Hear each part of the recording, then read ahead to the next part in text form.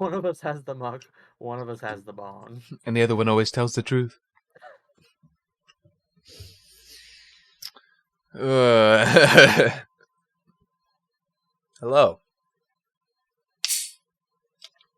Let me Hey there, Famalama. Throw back to one time when I made a D&D dungeon, and I did that whole, like, one of us lies and one of us tells the truth bit. But instead I have one of those lies and the other one also lies. And they both told them to go the same direction, but every time they told them, one of them was completely straight about it, and the other one just burst into tears.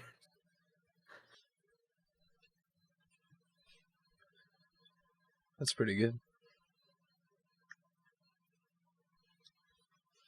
They did end up going the right way.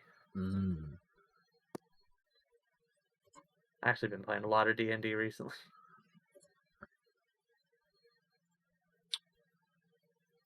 So, rolling a minute ad on the disables pre-roll ads for 20 minutes, bro. Twitch, what the fuck? Wait, you what? Rolling a minute ad only disables pre-rolls for 20 minutes. I didn't even know it disabled pre-roll. Yeah, that's the only way to disable pre-rolls is doing that. Dang, I usually just try to have a starting student screen so that way anybody who wants to show up right at the start won't have to deal with the pre-roll ads while there's actual content. It's a good idea. It's a good idea. That's the bonus just for early adopters. Yeah, a couple minutes in, because they don't let you do it right at the beginning of the stream, but a couple minutes in, I usually just click the 1 minute thing, and I thought it was longer than 20 minutes, but I guess because it didn't tell you on if you did it from OBS, but I get on the website, it's like, yeah, pre-rolls are only out for 20 minutes. I was like, oh, I thought it was like an hour that it went off. Wild. Insane. So anyway, hello. We're here. Perfectly on time for the Hunter x Hunter final part. Yep, just as posted in my stream schedule for this week. Posted. We were going by, of course, California time. Yes. Because you know us, we all live in Los Angeles. Yep. Los Angeles. So, you know, we have a lot of stuff to talk about today, and only some of it's Hunter x Hunter.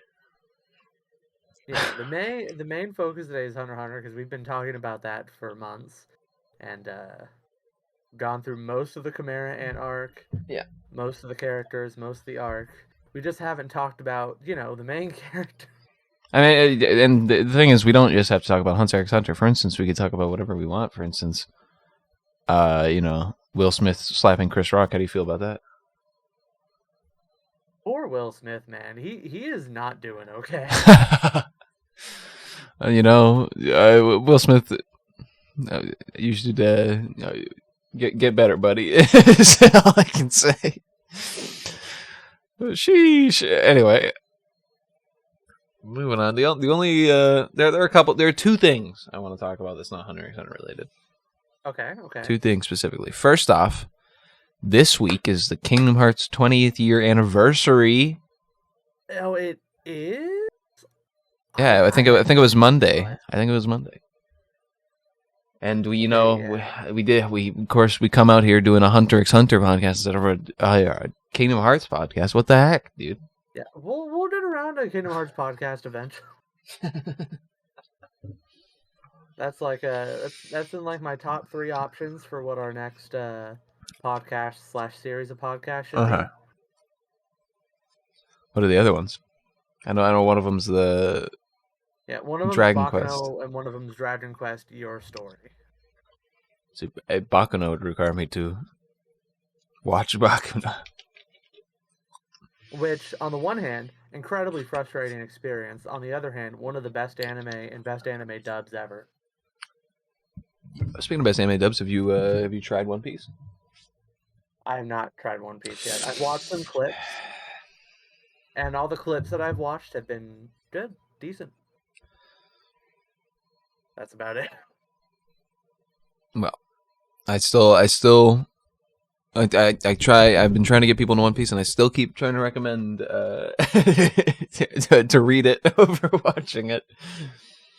Okay, I do For know many one thing about reasons. One Piece is that our new roommate, our other roommate's boyfriend, he was freaking out about it the other day over something. I don't know Yeah. what, but he was freaking out, Yeah, the newest and that's all I chapter know. I had some revelations about the main character and some other stuff. So Okay, some insight from the chat. Don't do it, Corey. It's not worth. it is worth it. It's an amazing series. Like, genuinely. Who said that? Who wrote these lies? It was Orot. I knew it. I knew it. Where should I put the coats with all the controllers? But other than that, the other thing I want to talk about. This is kind of a personal thing, okay? So I have friends I like to talk to anime and manga about, and you're one of them, of course, or else we wouldn't be doing this podcast. Yeah. And I try to recommend people series. There's one series that I is one of my favorites of all time, and I know nobody from my friends is ever gonna fucking read it because it's very dark and serious a lot, and it's Berserk. Oh, it's Berserk. Yeah. Nobody, nobody who I like to talk about anime and manga with is ever gonna fucking read Berserk because nobody wants to read like a dark, depressing. You know, it has its. Yeah, I know that for Berserk, I know it has its dark moments. Yeah. Right. I have nothing but positive to say about it. The only thing I've ever watched of Berserk was I watched a couple reviews of different parts of Berserk. Mm-hmm. And I watched the first movie from, I think they were doing like a remake of some of the earlier Yeah. stuff, and they did some movies. No, the movies are It was great. like Golden Age or Age of the Cane, something like that. And I watched the first of those movies and thought it was really good. Yeah. No, I mean the Golden Age arc is one of the best. I've said it time and time again. It's one of the best, like, written down stories and sentence.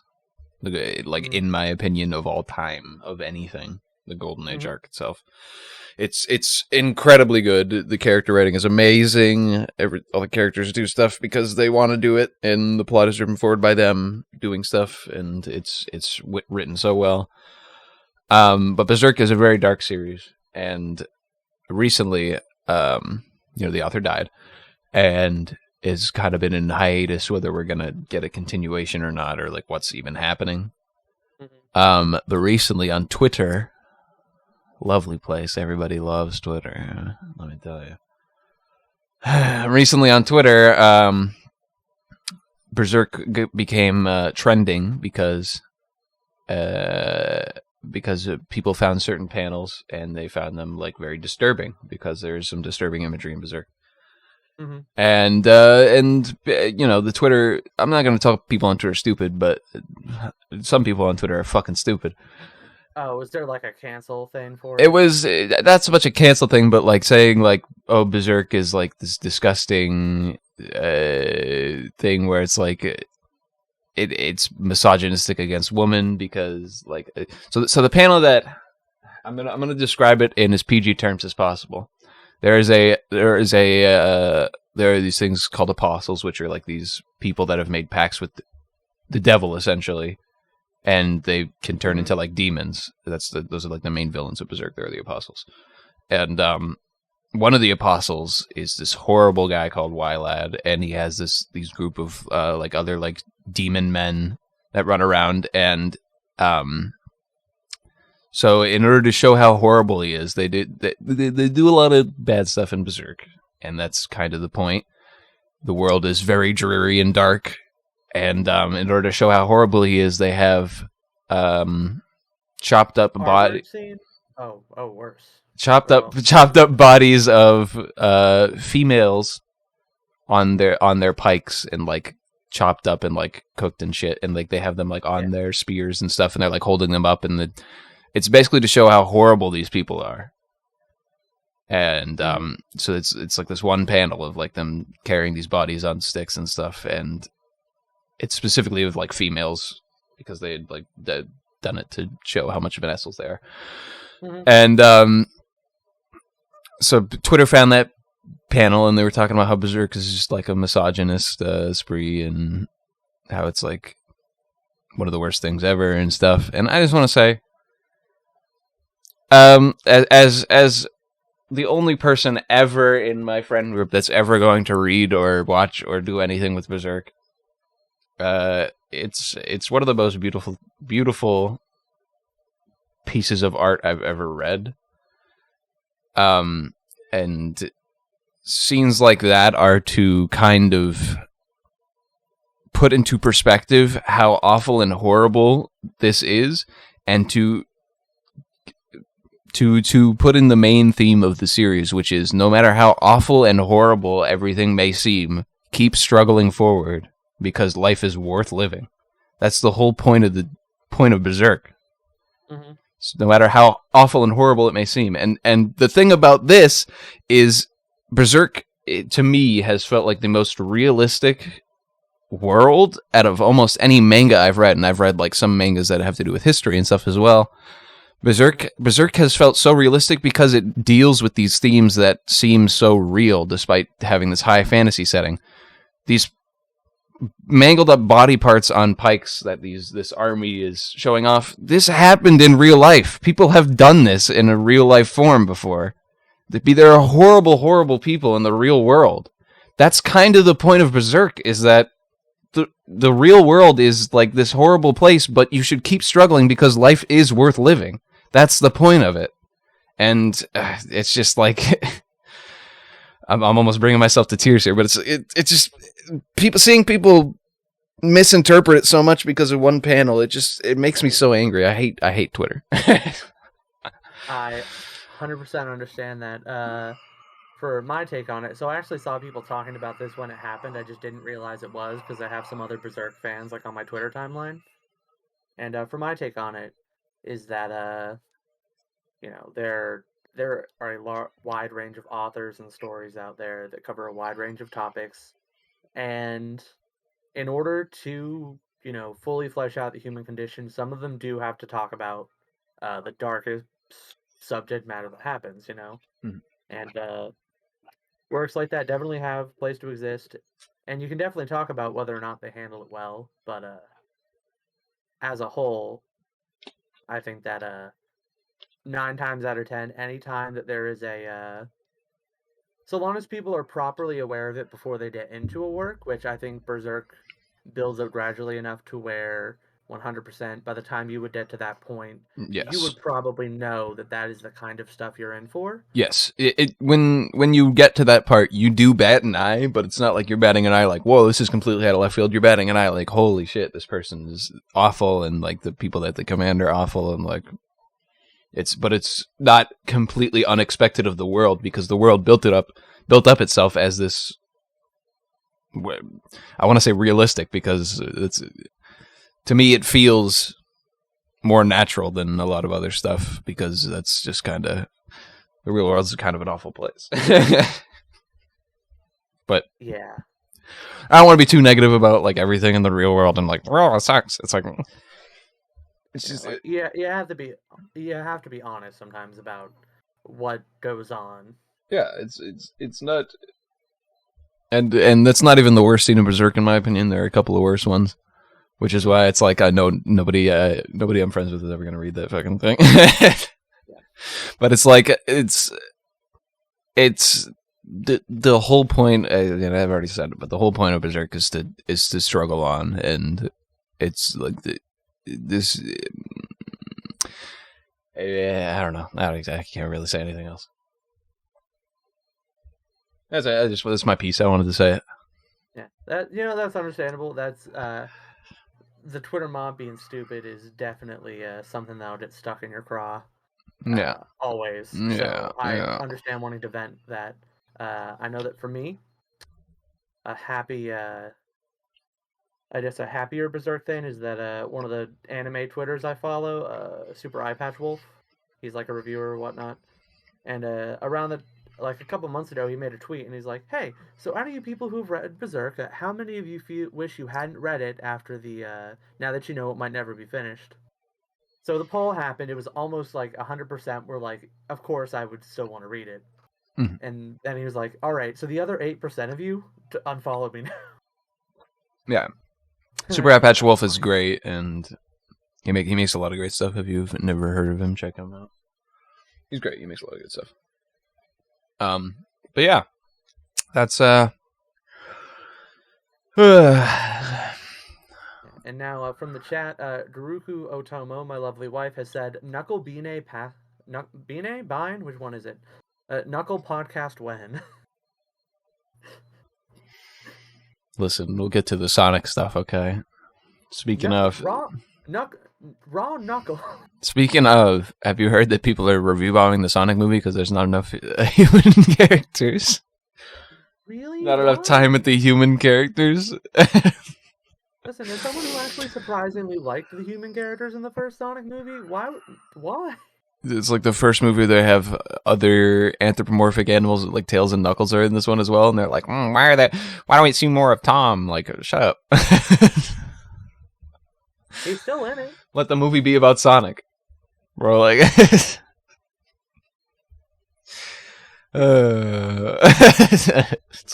people are just fucking.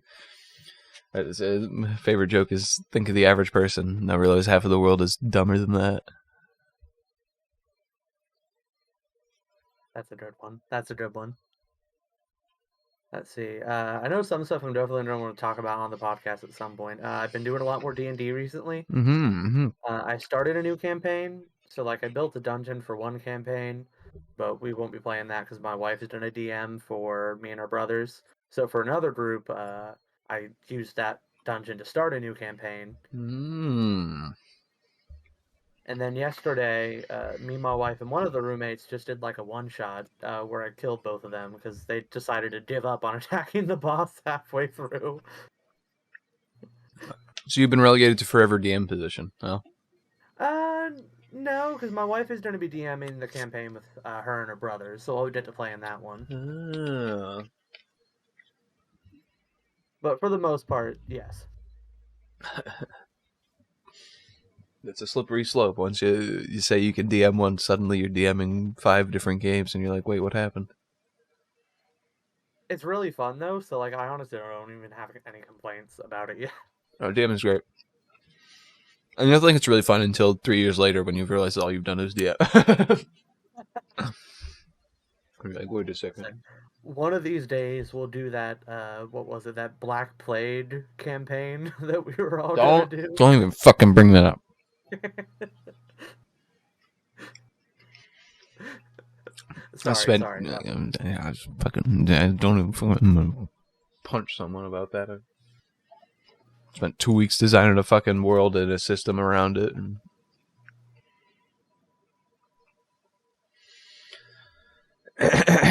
so we're here today to talk about Hunter x Hunter. Yeah, yeah. So last time we left off, we had gone over. Uh, all we had left, right, was the Don and Pitu stuff, the Don specific arc. Yeah. I think we left off right before the Gon P2 stuff. So that's like the only place left we had.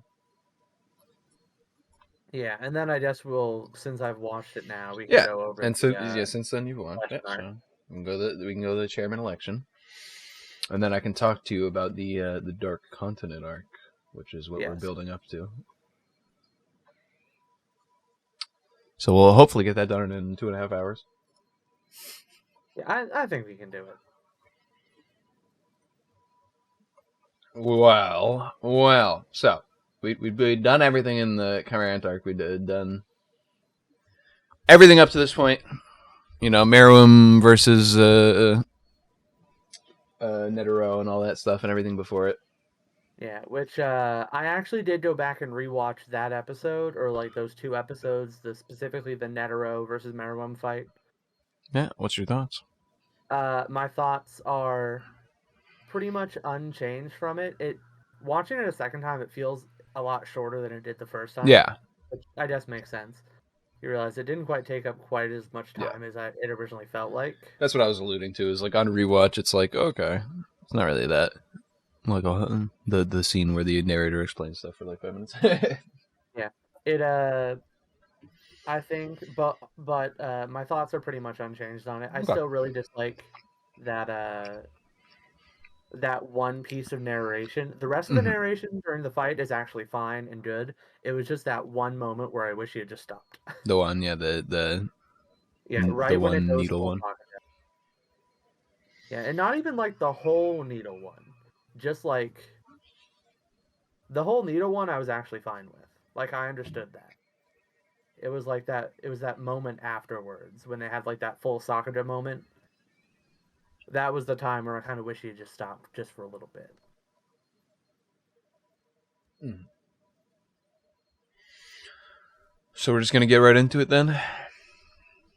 Uh yeah, I think so. Okay. So so just for the refresher, because we've kind of skimmed over a lot of Doan stuff. So we talked about Doan and Kite's relationship in the first one, where we were going over Hmm. the like the main part of the Chimera Ant arc. Yeah, and the main change they had in the anime, which is Kite not being introduced till much later. Yeah, which thanks to the fact that I knew about this, so like me and my wife were talking through like the changes as they were happening.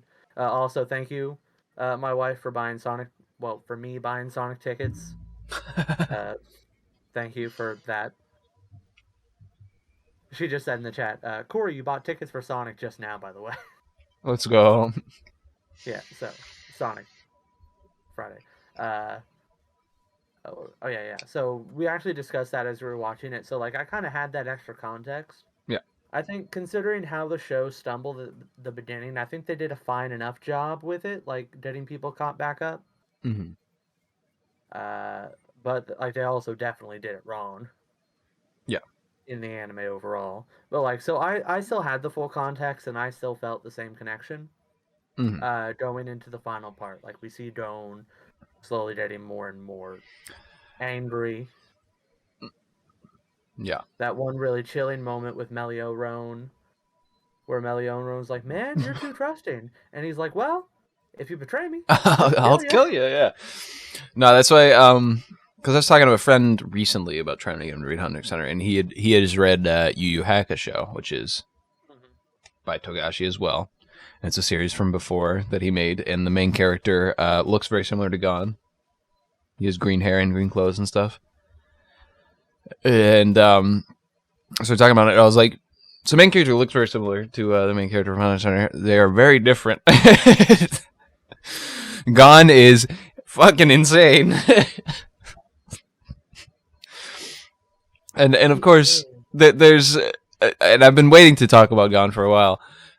Gon is something that like throughout the series you excuse his actions as like the shonen protagonist like pushing through kind of thing. The moment that I think of the most, which is the moment a lot of people don't like, but the moment I think of the most is him with fighting the bomber. Yes, where he is so dedicated to having a chance to have that fight that he is willing to literally mutilate his own body. Yeah. Or well, let it be mutilated, I guess. And when you're watching it, you're like, oh, this is like the shonen protagonist, like showing how they want to stick by their principles and stuff like that. In perspective of the Chimera art, you're like, oh no, Gon's just fucking insane. Yeah. It's Gon's kind of just like crazy. you watch all of Dragon Ball, right? How much? Yeah. Yeah, so like in Dragon Ball slash Dragon Ball Z, there are moments where they discuss on, just how crazy Goku can be. Like, he's, Mhm. he's the shonen protagonist, but there are some moments where they do discuss actually just how crazy he can be. But he Hunter x Hunter, by contrast, actually goes into just how crazy an actual shonen protagonist would be. Yeah. Like if you look at it realistically, just how unable to see the world they would be. Yeah, because Gon just can't like accept worldviews that are different from him. He can't like he can't cope with the fact that people think differently than he thinks, more or less. And Mhm. that's kind of a big part of his character and what makes, the end of this arc kind of this ramp up that people are like, well, some people are like, oh, it's an ass pull. But if you've been paying attention, you're like, this, I understand completely where this is coming from. And also it puts Gon into a whole new light for me. And Mhm. And it kind of brings up to mind the tragedy, sort of like the tragedy of Doan, is that with his lack of a strong parental figure, like he had, his Aunt Mito, who was very sweet and kind and took good care of him. But like, it's not like he actually had Kite throughout his whole life yeah. or his whole journey. And in a large part due to the way Netero structures the Hunter Association, uh, what happens to Doan is he just ends up, you know, throwing himself headfirst into the most dangerous situations he can get into. So everywhere he goes, he is constantly outmatched, throwing his head in. So he never really has time to breathe. Hmm. Whenever he learns things and learns lessons, it's always like, it's always a matter of he isn't strong enough. Yeah. And that is not a environment conducive to teaching a person like Doan the things he needs to learn to be a decent human being. Yeah. And it's kind of funny that somehow through like in comparison with our other main characters, of course Leorio is just like a normal guy. Hmm. We don't know how he was raised. There's been no backstory on that or anything like that. We don't really know much about his backstory. But Leorio is just a normal guy. But Kurapika and Killua, they both have this kind of skewed worldview, but they were raised in such a fucked up way Hmm. that it's like a little bit of it can be excused, and yet at the same time they still aren't as bad as God. Yeah. So Like, it's, how is your, like, born and raised to be an assassin the moral pillar of your series? yeah, and then like the second most is like a guy whose whole family was murdered in front of him. Like it's like they have their reasons for why they have skewed like worldviews. Gon doesn't. He's just kind of fucked up, and he just never learned any lessons. Yeah. Oh, poor Doan. It's like Oh, Doan. so. Yeah, that's it's necessary to establish the fact that Gon is literally insane coming into this. And it's not saying like Gon can't be. I'm not even gonna stream Arceus, bro. Like I said it. Oh, I've just had Vulpix sitting on the screen. I'll sometimes hatch an edge, and then I'll just sit with Vulpix That's on the that's fair screen enough. for That's what 10 I'm gonna minutes. do. But it's fair enough to it's necessary, I should say, to establish that Gon's not completely right in the head. He needs a couple of lessons learned, Couple dozen of lessons a learned. couple dozens lessons learned,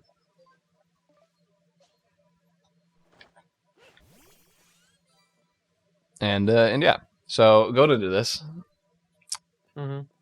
as we talked last time, going let's um to heal Kamugi before going off, and So, yeah. So, like, Gon, up to this point, does something very interesting, in my opinion, where up to this point, while Gon was laser focused and angry at, being confronted with Pichu, who is healing and taking care of someone. He is, he's lost it at this point, but he is making sound tactical decisions the whole time that he has Pichu there in front of him. He can read Poof and what Poof is doing. Even though Poof is this master manipulator, and he like I even think that Knuckle like points this out in that Gon is like making sound decisions. He is using his position of power in this moment. yeah, Well, I think it's Knuckle who says that. yes, Knuckles like Uh, Knuckle realizes he's like, well, he's not. He's not being stupid about it, at the very least. Yeah, like Doan does actually have like, the cards in this moment. And he's making sound like rational not rational maybe, but like he's making like good strategic decisions. And considering that Doan historically is a character that literally cannot make strategic decisions to a point,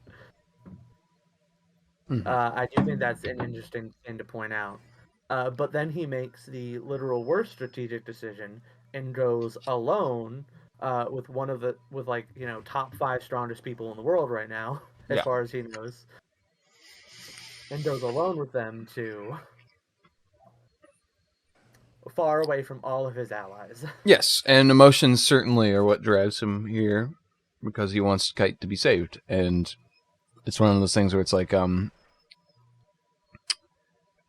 credit's due to Patu for keeping her word, for being like, I will keep my word on this one and go with you the whole way to see Kite and see if I can help him. And Patu as well. I don't remember if Patu remembers who Kite is before doing this. I don't think the way I saw it, it seemed to me like she didn't remember until she saw the body. Yeah. So I don't think she remembered who he was until she actually got there. So I think she was just like, okay, I'll go along with this kid who's like, oh, I can revive this kid, help him, save him. She's like, she doesn't know who he is. So she's like, okay. He's saying she's responsible, but she's like, I don't really understand. But she can tell Gon is at least powerful enough that she wants to. She would have died if he had chosen to while she was healing Kabuki. So it's like she Like, chooses to respect his wishes because he respected hers. like he's strong enough to have landed a killing blow while she was defenseless, basically. So they race all the way to another country to to where Kite's body is, and it's in like this chapel. And they get there, and Pitu's like, he's already dead. And so we have Pitu going there. She's confirming that Kite is dead. There's no bringing him back. And this is where Gon breaks a bit, and they did it really well in the anime compared to what I thought they were gonna do, because in the manga, basically you have Gon's thoughts, like these speech bubbles are all coming in, like where he's just like yelling at himself, and he's like yelling, and he's like blaming people and blaming Patu, and then he's blaming himself, and then he's just yelling and constant yelling, and they actually translated it pretty well into the anime where he's like just like screaming, just constant Yeah, screaming, and he's just like staring there. It's like, yeah. The whole sequence leading up to his transformation is really good. The way he's crying, I think, really does a lot to it. The denial he's in, yeah, the sort of solemnness of P2, a character who's usually very playful. Like the solemnness as she heals her arm in preparation to kill Gon. yeah, and Gon kind of accepts his responsibility in it before seeing Patu heal her arm, and then he goes, "No, it was this bitch. It was this bitch who did it." And that's when he pops off. He snaps. Mm-hmm.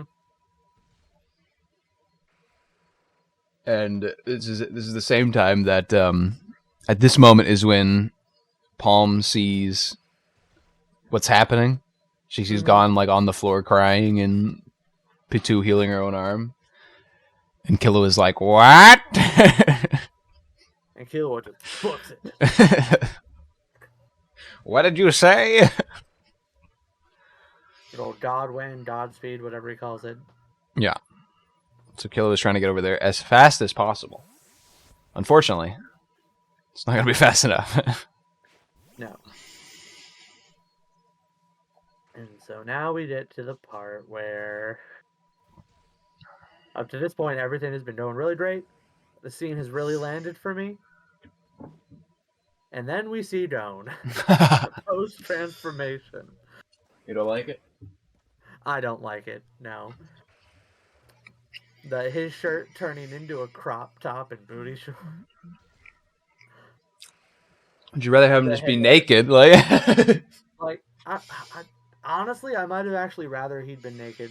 because the whole point is that he still has his children's clothes, but Yes, he's in his fully adult male body. yeah, I will admit that like I don't know how differently they could have done it. I don't know if I'd want him to just age up the clothes too. But like, man, it just looks so doofy. It does look a bit goofy, but It he. just that took me out of the experience for a moment, I will admit. Like there was a good 10 minutes where I was just laughing. But he calls forth all of his power that he will ever have in life. Every single ounce of it. I think he says as he's doing it, I don't even care if I use everything here. I'm going to do it. So he calls forth. It's not like we're not even sure. Like the wording on it is weird. The fan base isn't even sure if it's like he called upon like how strong he'll be in the future, or if it's like he called upon literally every single ounce of his nen in his body that he'll ever have, Yeah. and basically said, "This is what I'm doing now." Hmm.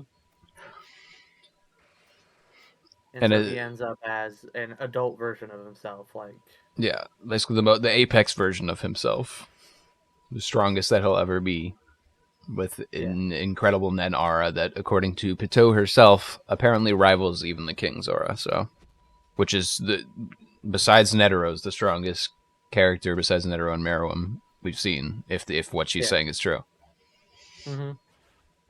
Although, from my understanding, that's also a line that has a lot of people fighting over the Yes, it's like interpretation.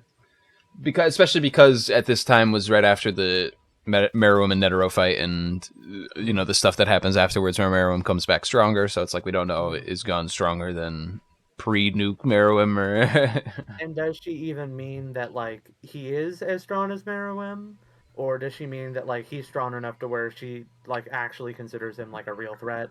yeah. So there's layers, but so Gon goes crazy and becomes a super hyper form. P2 tries to attack him, but he says, no, let's take this outside. I don't want to defile this place. You know, I want to respect where Kite is laying. So Hmm. he just like, he leads her outside, and then P2's like, what the fuck do I do? Like, P2's following him down this road into a random forest. She's like, what do I do? She's like, I have to take the initiative and just like go off. So she immediately tries to lunge for him. And Gon hands her hands her the fattest L of her life. Yeah. Uh, Interesting things to note about this fight for me. It's obviously a one-sided encounter, as like 99% of the Hunter x Hunter fights are. Uh, P2 has no chance. Gon still fights like a child. Mm-hmm. With his Jeonken Po or Jajangken technique. So it's like this is still definitely Gon. It's not like he's a different person now. It's still definitely Gon. Yeah. And yeah, P2 just it's absolutely brutal. Uh, and even after she dies, she still tries to kill him. Well, yeah, but it's before we get that far, Yeah. so we see Gon just he's very angry at Patil. We see him essentially.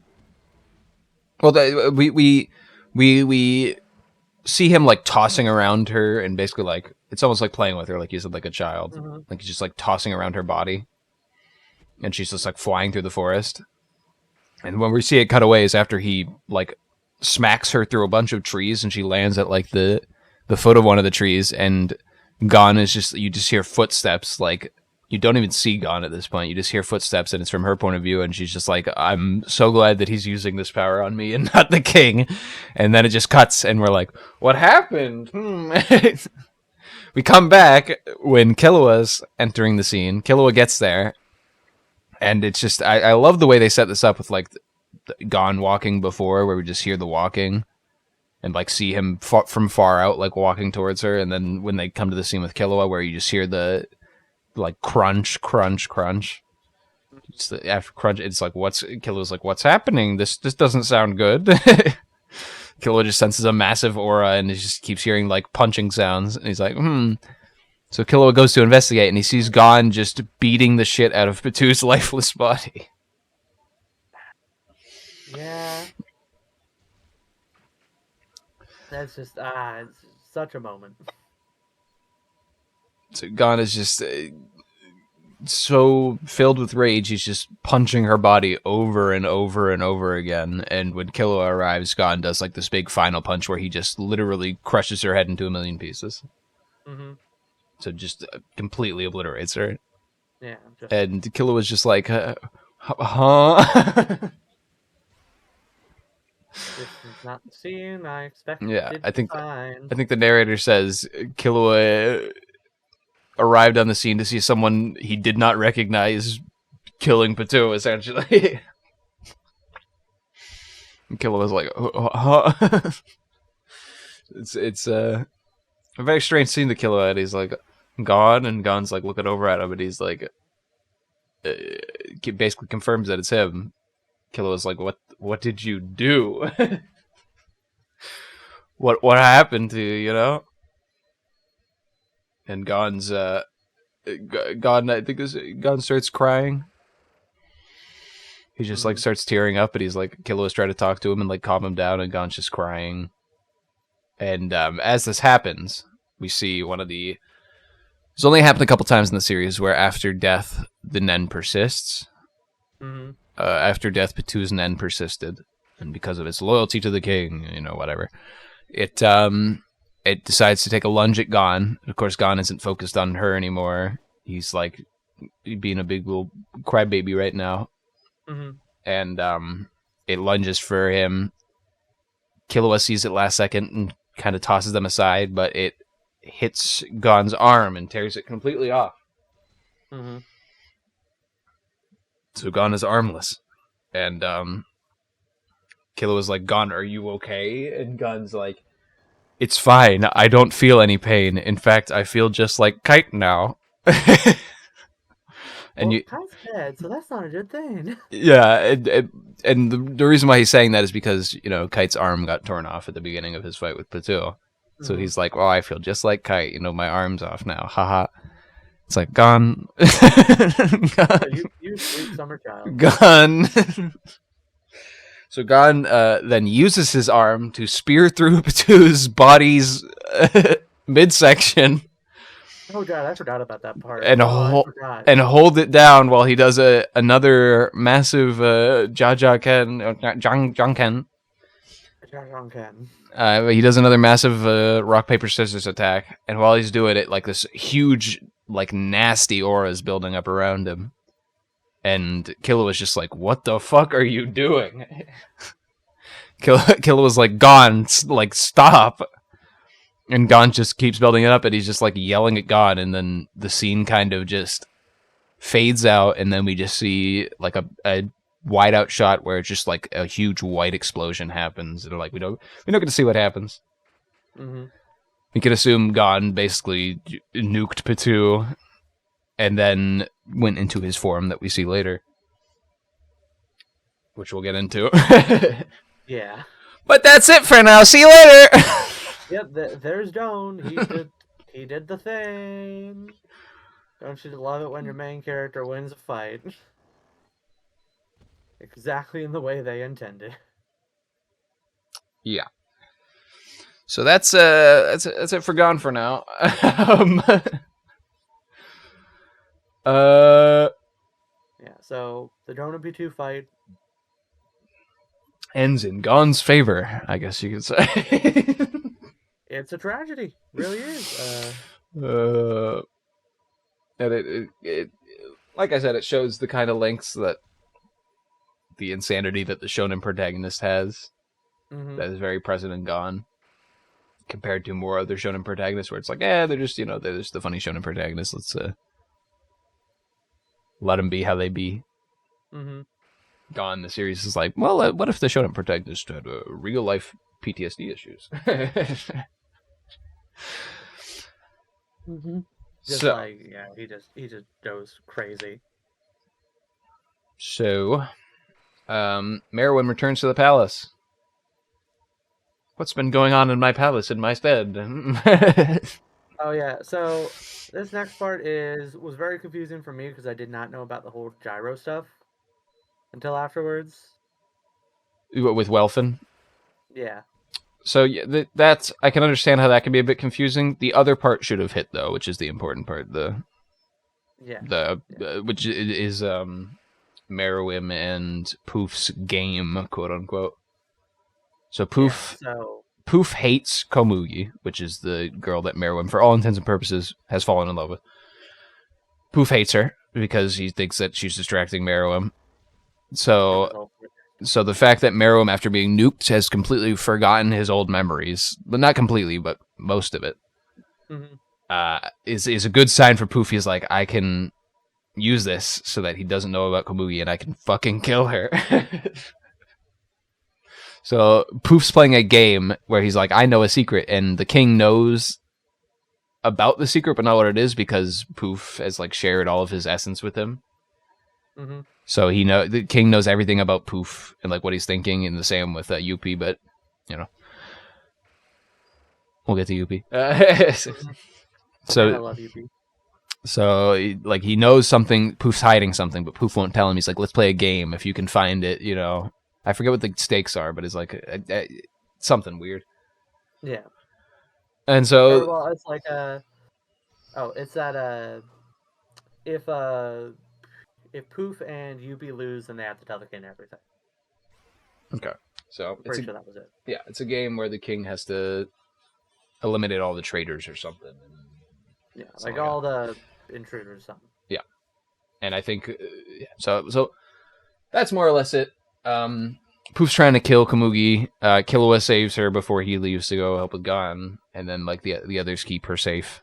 So Poof isn't able to kill Komugi because the others who are supposed to be keeping her as like a bargaining chip are now keeping her safe, which is kind of a funny twist. Mm-hmm. So, so Poof is trying to dissuade him, and Merowyn's just getting more and more suspicious. Merowyn's like, So Merowyn uses his N, which is now enhanced by Poof's old N, which, if you remember, Poof had like the biggest N in the whole series. Mm-hmm. So he has this massive fucking N, and everybody's like, oh! And he immediately jumps to Knuckle and Malorian and knocks them out before they can even do anything. Yeah, all those poor children. He uses his N and just sees the two there and goes, and he's just done. And then he's about to go to Ikago and Palm, which Ikago and Palm have Komugi right now. Poof knows this, and Poof is like, "Hey, you shouldn't go there." I think it's Poof makes the contest where he's like, him and Yuppie are gonna find Patu before Merowyn can like do something with the intruders, right? That's what it is. Which good luck, buddy. And Merowyn can only use his N once. That was what it was as well. So Merowyn is incentivized to not use his N right now, so he can find them without like, so you can only use his N once. So incentivized to not use it, and Poof and UP are trying to find Patu, who they won't find. Mm-hmm. And and then we get to what's the next point of tragedy is whenever UB encounters Welfin. Well, I was gonna before that. It's something happened before that. Palm and Ikago, they meet Welfin, and Ikago basically says, "Welfin, you're gonna go out and you're gonna give this message to the king." and you're gonna do it. Our demand is that you give this message to the king. Which is they want to trade Komugi for Knuckle and Malorion. Yeah. And so Welfin's like, okay, Oh yeah, that's right. I'll go do it. And so Welfin goes to leave. As he leaves, he finds Yuppie. Little Yuppie fella. Tiny Yuppie fella. Little Yuppie is so cute. And Yuppie is listening to Welfin because Yuppie is the best of the royal guards. Mm-hmm. He's actually listening to Welfin and thinking about it. So Yuppie's like, I'll tell the king. I can't make any decisions myself. But in his mind or whatever, Yuppie's like, I'm actually gonna tell Poof because we're playing this game with the king and I don't want. Mm-hmm. I like Poof. He's like Yuppie's like, I trust Poof. Haha.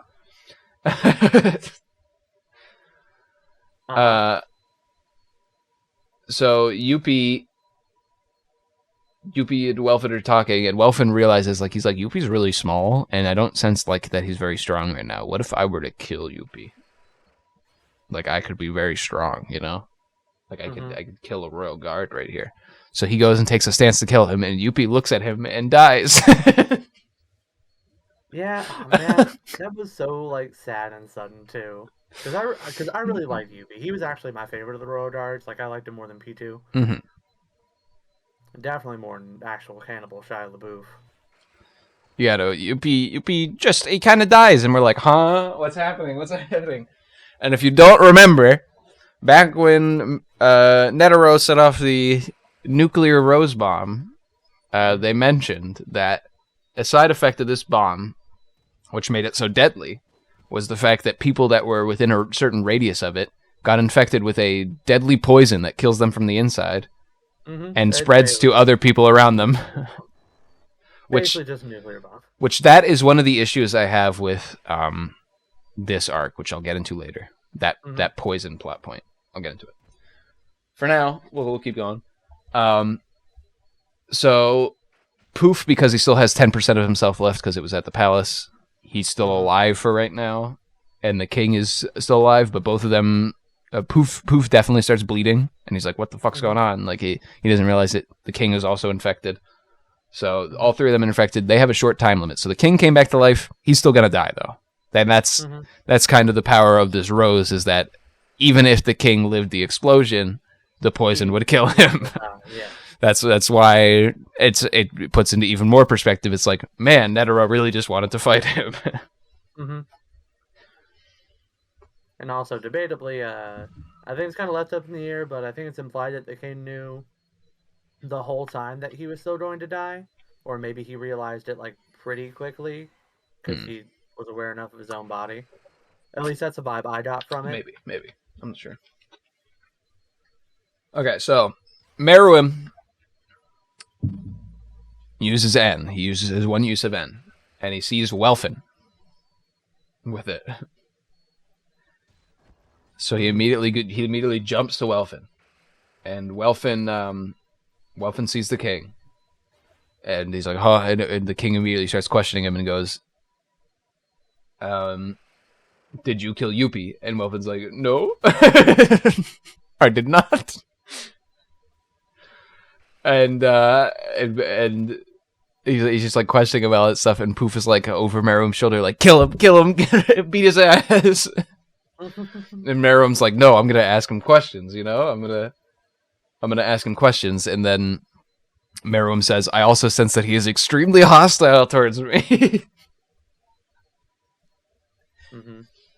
Because he inherited Poof's power or whatever, which has to do with feelings and all that bullshit. Mm-hmm. So Poof basically says, okay, Meruem, you have to stop because Welfin knows my secret. And if you keep interrogating him, he's going to tell you the secret and it's going to ruin our game. Mm-hmm. And Meruem's like, oh, shucks. And he gets really mad and releases a huge aura. And he's like, I'm going to fucking eat him then. I'm hungry right now. I'm going to eat Welfin. Mm-hmm. And Welfin sees this and loses all of his hair immediately. He ages instantly, I think is what they say. And Welfin's Although mind. prior to Welfin aging though, he was going to tell him the message, but then he got so mad at him at the king for existing. I think Yeah. that was before he lost his hair. Yeah. That he's all like, Gyro is my only king. No, that's after. That's after. Okay. So Welfin. This is my favorite moment in the arc, which is weird to say. This is my favorite moment in the arc.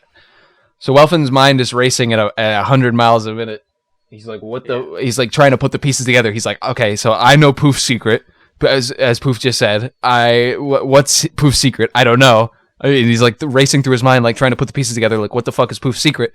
He's like, okay, I got told to tell the king a message. What was the message about? It was about Komugi. Okay, so what was to trade the message? What like? And he's like putting all these pieces together from these different things, and he's like, I can only say one word. The first word that comes out of my mouth will either spell death or life for me. I can only say one word, and he racks his brain, and finally, you know, as the narrator says, he said a word that he would have never said otherwise had this not been the situation he was in, and Welfin just stops still and says, Komugi. And then the music swells, and it's like, and it's a beautiful... I agree with that. Beautiful moment where Meruem just remembers everything. He remembers everything, and he remembers Komugi, and then Poof can see into Meruem's like subconscious because they're connected now. Poof sees this and is like, so this is how much he truly feels for her. I see. You know, he's like, okay. He is really in love with her, you know? And so he utters the word Komugi, and Meruem instantly reverts back to the character that has gone through an arc, and you know, he's like, thanks, Welfin, and Welfin's like, you aren't gonna kill me, and he's like, no. He's like, I know you hate me, I know you dislike me a lot, but you've helped me remember something very important to me, and you've helped me remember who I am, more or less. It's like, thank you very much. And Welfin's like, uh-huh. Well, and Welfin, this is where Welfin goes, you know, Gyro's the only guy I'll ever respect, and he says that to him, and Meruem, a moment ago, who said he was going to eat Welfin, now turns to him and says, good for you, I hope you find Gyro one day, and walks away. Mm-hmm. Which was a really weird moment for me, because at this point I was still convinced that Meruem was supposed to be Gyro. Because of the anime's, like, incompetence. Mm-hmm. So that was a very confusing moment for me. Yeah. So he says, I hope you find Gyro one day to Welfin, and lets him go. And Welfin just goes. And that's like, it's because we basically got to see the king go back to his original form when he was birthed for a little bit after the nuke, and see how much of a violent, cruel creature he was for a little bit. And then Welfin reminds him of the things that are important to him, and suddenly he's back to the king that has gone through a bit and is much more human, you know? So it's probably my favorite moment in the arc is when he just says Komugi, and then it's just like the music swells and Meruem remembers everything, and it's like, oh, it's a beautiful moment. It's a beautiful moment. Definitely a beautiful moment. And then Meruem's like, oh, that was your secret, huh, Poof? Poof's like, yep, you can kill me now. Poof's like, I don't want to live anymore. And Meruem's like, listen, I'm not gonna kill you, okay? Like, I love you. He's like, you gave me my life back. You helped me out a lot. I understand why you did what you did, but I'm not gonna kill you for it. And Poof's like, what? Poof is like, wow, the king has changed, and Poof does not think it's a good change. Poof's like, I can't believe this. But it doesn't matter because Poof dies later anyways. Yeah. Poof sits in that same spot, crying about himself, and he just dies. No, I think Poof lives for a bit longer, but then they cut back to him a bit later, and he's just lying dead in the same spot. So he doesn't really do anything else. He just sits there and sobs about himself and then dies. Which, you know, basically what he should have been doing the whole time. Just sobbing to himself and then die. So Meruem uses his Zen again, sees where Palm is, and jumps to Palm and goes, "Yo, where Komugi at?" and then he does apparently admit his fate, and he says he knows that he can no longer win because he's poisoned and is going to die. So Palm is like, I will tell you the location, but only if I'm allowed to watch, because Palm's a freak. No. Palm is a freak. She wants to see the final, you know. No, she wants to confirm that Meruem dies, basically. So she's like, I want to watch to make sure that you die. And Meruem's like, that's perfectly fine. So Meruem finds Komugi, and they start playing a game of Gungi, and they're playing, and this scene really gets to me. It's so beautiful. Komugi wins, and they play again, and they're just playing, and so I don't know if you noticed this, but they do a bit of storytelling through visual medium here, and visual and audio medium in the anime as well, where they're placing the pieces before, and then slowly we see the lights dim, and suddenly they're just yelling out where they're placing the pieces, and you don't hear the piece like placing sound anymore. I actually didn't notice that. The implication there is that Meruem has gone blind at this point and can't see anymore, and so he's just calling out the pieces, and Komugi's doing the same, and they're not actually moving the pieces on the board, they're just visualizing it in their head. Oh, I actually didn't notice that. So yeah, it's a bit of visual storytelling where it's like Meruem's now gone blind, he can't see anything, he's dying for all intents and purposes. And before I actually missed out, when talking to Komugi, Meruem says, "I'm dying. I have an infectious poison. If you stay near me, you're going to die. Like, I'm sorry. I just wanted to see you one last time." And she's like, "That's fine. I'll stay with you." She's like, I'll stay with you. Don't worry about it." So and then he starts asking, like, Komugi, are you still there? Yeah, and he's Meruem in his final moments of his life, he's like worried that she's still with him, and she's like, "I'm still here," and he's like, "Komugi, will you hold me? You know, like, please hold me." And she's like, "Yes, I'll hold you." And Komugi finally touches his face and sees what he looks like, because that's how she sees what people looks like, by touching their faces. She's never touched Meruem's face before, but she finally sees his face, touches his face, sees what he looks like as she's talking to him in his final moments. So she sees what he looks like, and then she's like, and then she calls him by his name, and then he dies. And it's this beautiful moment. I have a question for you. Did you cry? I did not fully cry. I did tear up, though. It's definitely one of the saddest moments in a series that I've ever watched. It's just, Yeah, it's a tragic moment. It's really, it was very sad. I did tear up. Yeah, it's incredibly sad, and Meruem dies, and Komugi sits there with him and dies with him, and it's this beautiful moment. Actually, did I cry? My wife's in the chat right now. Garuku Otomo, did I actually? I think I just teared up. Did I actually cry? I don't quite remember. She's in the chat. She just said, when you get used to the narrator telling you everything, it's easy to forget to notice things on your own. Yeah, okay, yeah. I didn't cry. I just teared up. But yeah, it's so sad. It's very sad. And it is a beautiful moment. And then Palm sees the final moments, and everyone's like sitting around her like, "Is he dead? Is he dead?" And she's just like crying. Yeah. It's a beautiful moment for that as well. Just like Palm just crying, and everyone's like, "What's the matter?" Dead. Is he? She's just like bawling. So anyway, that's the end of Chimerian arc. It didn't end with the huge battle or anything. It ended with a one-sided stomp where a kid goes on a tantrum, and then the final villain dying from poison with his loved one. Yeah, so now we have the real important question to ask, which is, who is more problematic, Meruem, because he's like, the size and power of an adult, or Komugi, because Meruem is literally like a couple months old. This is the real discourse we're here for. Well, here's the thing. Komugi doesn't know this. Mariam doesn't go, by the way, I'm a 7-month-old or however month old, like 2 month old actually. I'm a 2 month old ant creature.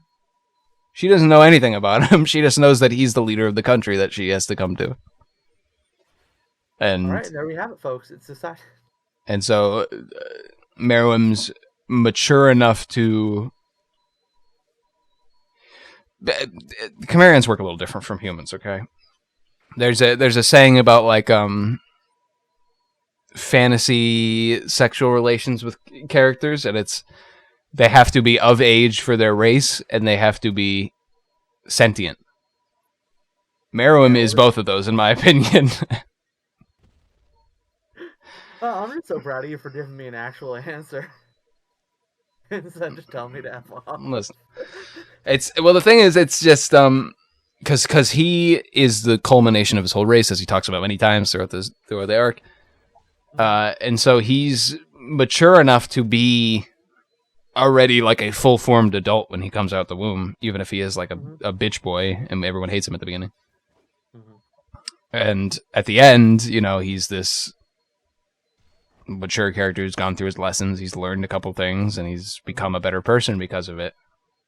And that's why Meruem's one of my favorite villains, is because we literally see him from his birth, and we see he can go through this huge character arc, and we see him, we hate him at the beginning. I don't think anyone loves Meruem when he comes out. And then at the end, it's just like, at the end, I'm fucking crying over his death. Like, it's such a whiplash. Meruem is definitely a very good villain, very interesting. I love where he ends up. Not that I love that he ends up dead, but like I love like where he ends up as a character. I mean, here's the thing: Meruem could have never existed in the Hunter x Hunter world and had it been the same way. So it would have changed drastically had Meruem continued living. So he kind of had to die, which is the whole point of the Extinction Squad. Well, actually, depending on your definition of the world of Hunter x Hunter, the That's majority true. of the world. We'll get into that.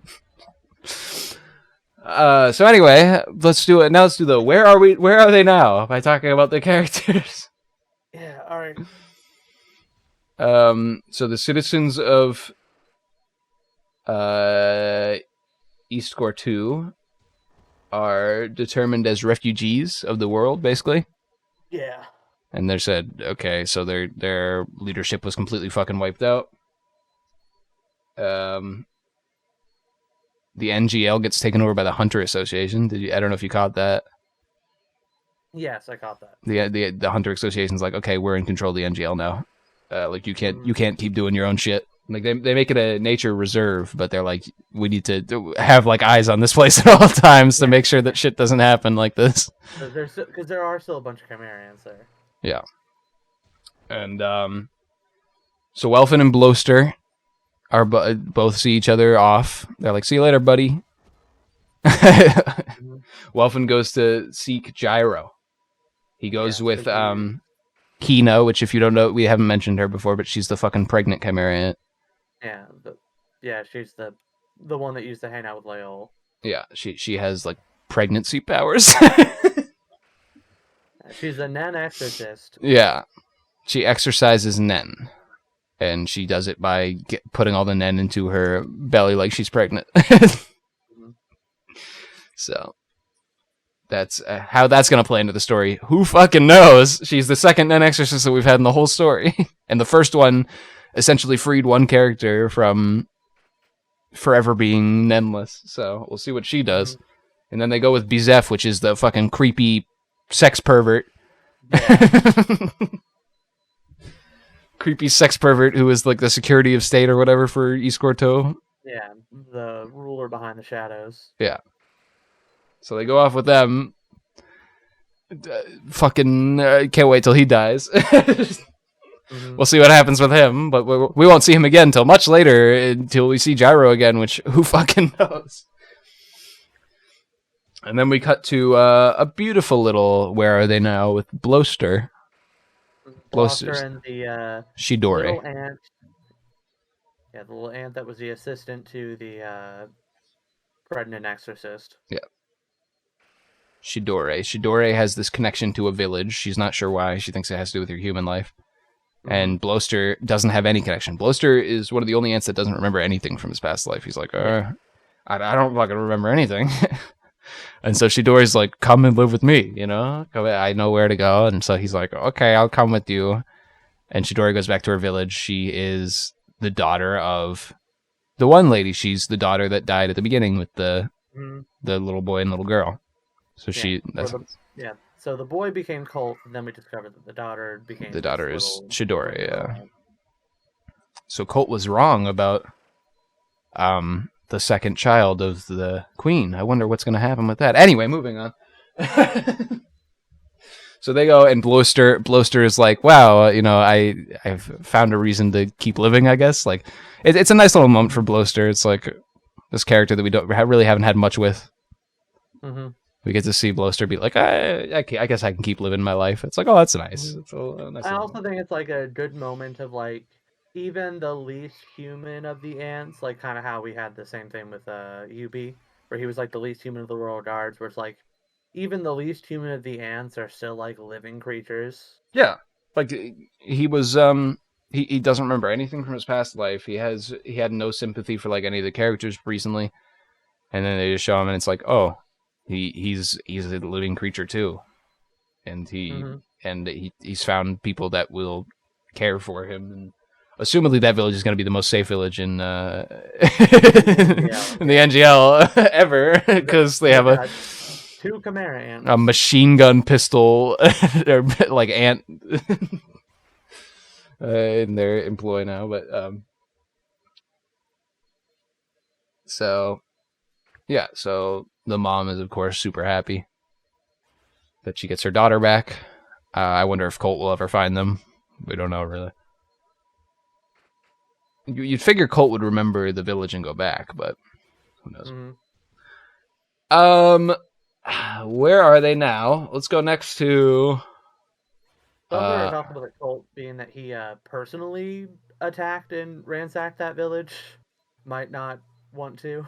That's true. So let's go on to the human characters. So everyone's in the hospital. Yeah. So the majority of the characters are taking care of recovering. They're all recovering from their injuries. Like Morel's recovering. I think Knuckles fine. Yeah, Knuckles fine. But Morel's wouldn't he be poisoned since he was touching the king? That's the king was holding him? we did skip over that. That was my main complaint about this arc. The poison makes no fucking sense. So the way the poison works is it spreads between people that come into close contact with like you, or not even close contact. It's like 20 feet or something. Mm-hmm. The poison is very selective about the people it chooses to affect. Yeah, because like you'd think that like Knuckle, Meliorone, Welfin. Yeah, Knuckle, Meliorone, Welfin, Palm, all should have been infected. All of the people like in the front row. Yes, I was going to mention all those random civilians should have been infected as well. Yeah. Like there's no excuse for it, but for some reason the poison was like, we're only infecting like these 4 people. Oops.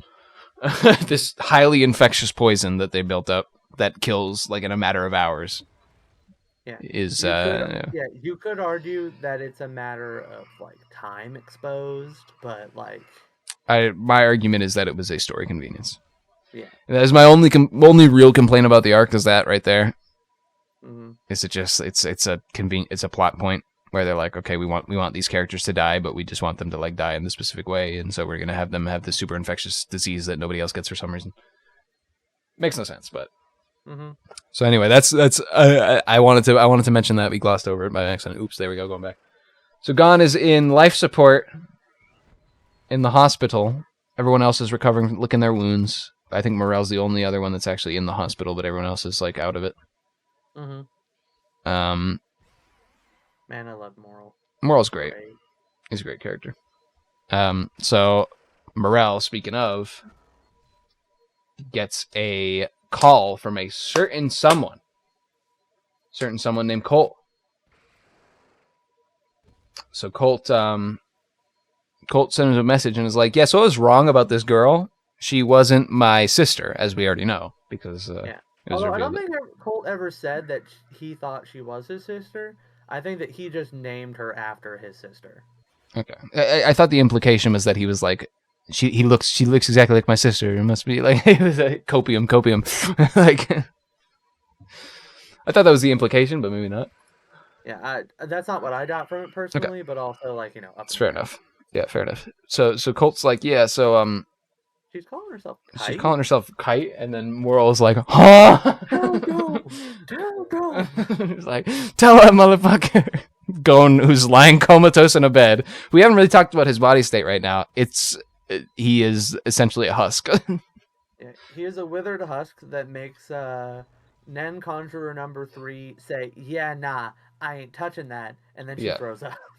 Yeah, the Nen exorcist that comes in, I think, is like a random Nen exorcist that they just introduced to kind of show that like all the doctors and like Nen specialists have no fucking idea what's happening with Gon, and like this is an extreme case. And Nov is like, we're gonna have a bunch of specialists come in and do all this stuff, and Killa was like, that's not gonna work, and Nov's like, huh? And Killa was like, I'm gonna save him my own way. And then Killa was like, but also bring those doctors, to buy me time.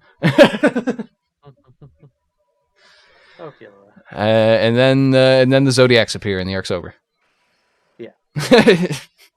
So the Chimera Ant arc that we've been talking about this whole time, the election arc ties into the end of it because like it really goes like straight from one to the other. They're Yes. not like super disconnected. Yeah, like I said, the Zodiacs are introduced at the end of the arc, and bam, we're into the next one. Yeah. Not even like introduced. It just shows the Zodiacs. It's like there they are. Huh? So the Zodiacs. I mean, if you want to, we just finished talking about the Chimera arc. If we want to finish off about that, I don't know.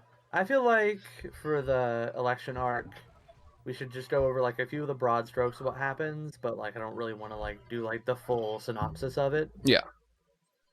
The election arc. I'll go over a couple of fun parts and a couple of things that you might have missed. Mm-hmm. But if you want to talk about the Chimera arc, now's the time. So Chimera Ant arc as a whole. It's very clearly defined into two parts, which is pre and post Meruem. I think is like a good way to define it. Where the first half of the arc is this like cerebral horror experience, which is just masterful at building tension, laying down story threads, and just really like getting you in a lot of different ways. It's profoundly interesting and impactful. But it also, in my opinion, takes the story in a very dark turn very quickly, in a way that is jarring and not an enjoyable watch for me.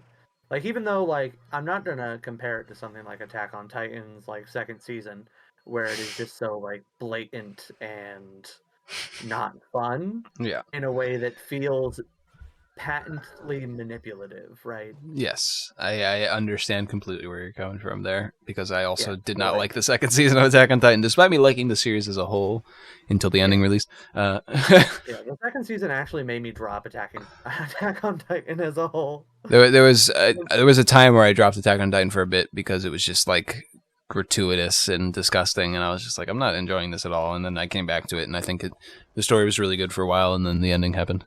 And it happened again. And again, we've gotten like 3 final seasons apparently. Yeah, it's hilarious. Like the final season. Like I'm making fun of Jesse because it's his favorite. Funny. It's Jesse's favorite series, and I'm making fun of Jesse. I'm like, oh, how many? Which is it? The 4th final season now? So funny to just continually see that. It's so funny. Like every few months, I did like this like thing on the timeline about the final Attack on Titan season. The final second part season. Like it's like shut the fuck up. Yeah, but like. Even does something similar to the second season, the beginning of the Chimera arc, where 2 characters are introduced, built up, like they're interested enough on their own, and then they kill them in a brutal, depressing way. Yeah. Well, Attack on Titan does it because it's trying to do the Game of Thrones approach, where it's like characters can die at any moment. Mm-hmm. That's why Attack on Titan does it. Hunter x Hunter does it because it's saying characters cannot die at any moment. This situation is serious, though. Yeah. It's a little different. Yeah. Oh yeah, it's very different. Like that's what I'm saying is that like they even do like that similar thing, but it's very different in Hunter x Hunter where it really does feel like there's a point to every death. Hmm. Like everything that happens is impactful. Like Ponzu and Pakal was there was a very God, precise reason why it happened. I hate that part. She was like, I hate that part. There was a very, Ponzu very and precise Paco. story reason why that happened.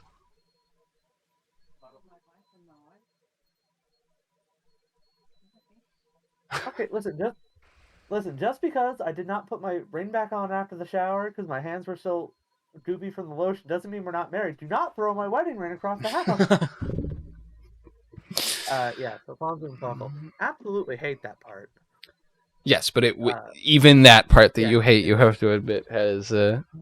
it's not gratuitous and manipulative. It is Well, it is tragically wrong. gratuitous. Yeah, it is gratuitous.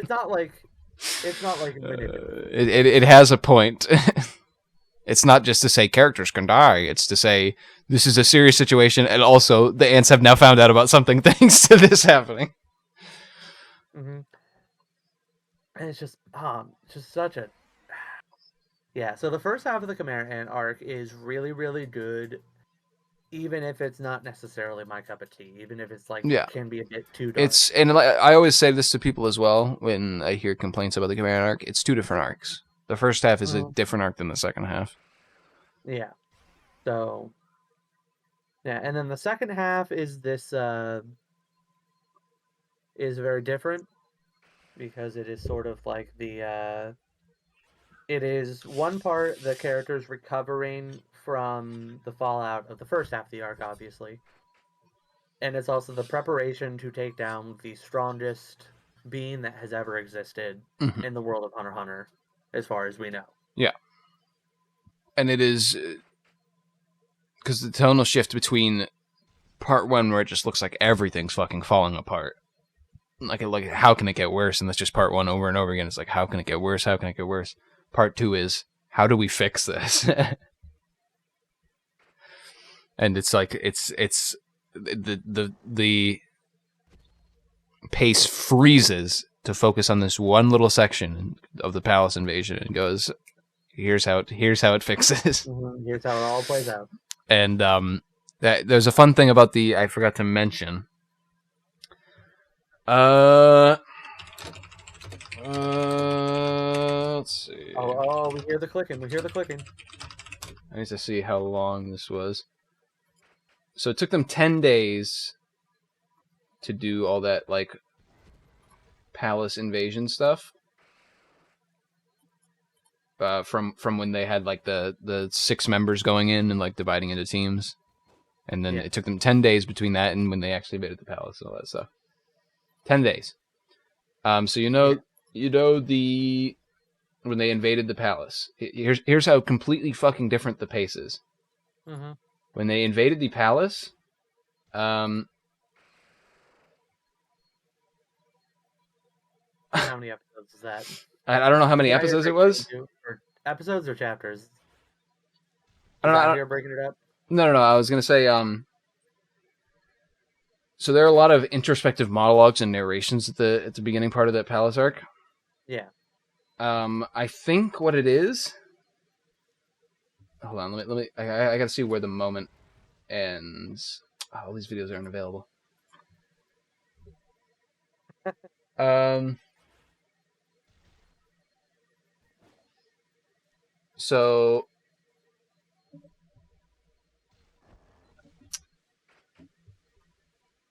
it, I gotta find where it is because it's insane when you put it into perspective.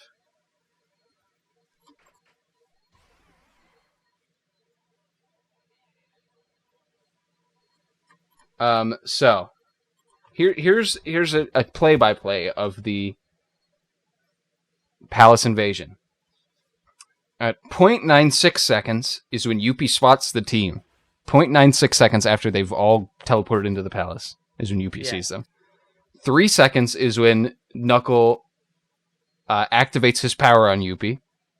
Mm-hmm. 3.5 seconds is when Yuppie destroys the central staircase.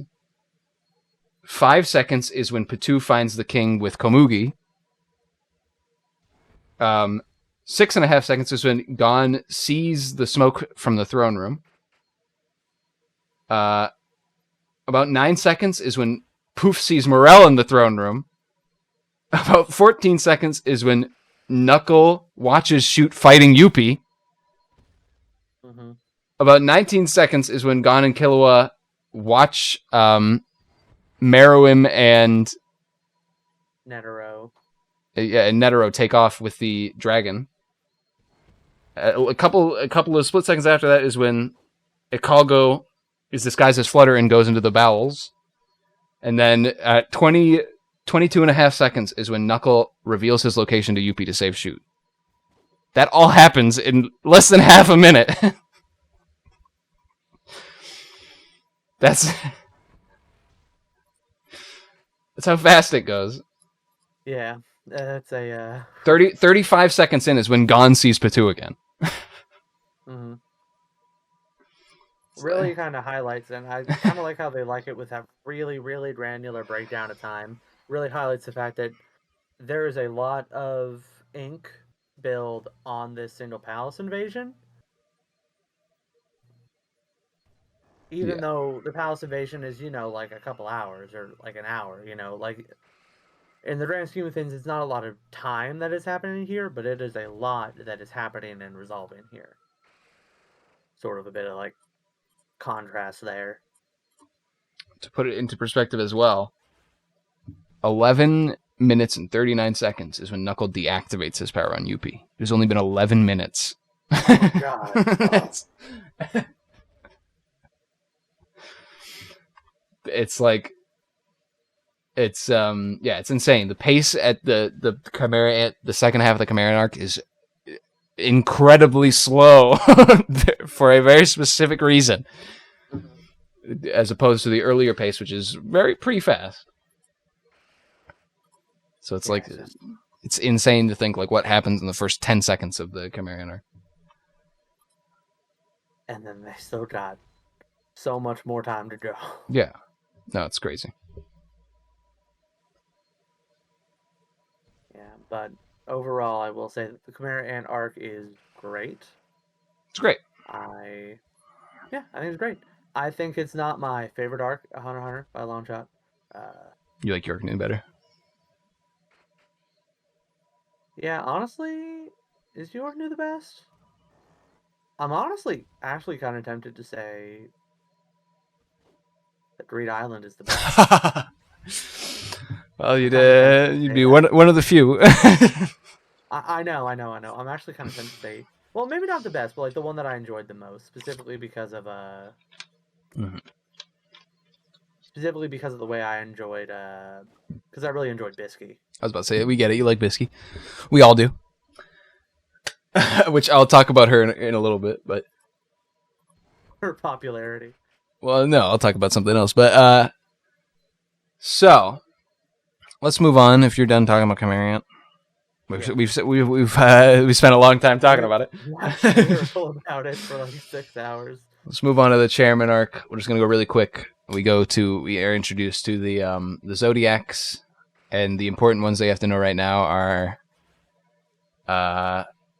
Jing, which is Gon's dad, Pariston, which is the vice president of the Hunter Association and is a bit of a villain, and Cheadle, which is throughout the events of the arc is going to become the next chairman, basically.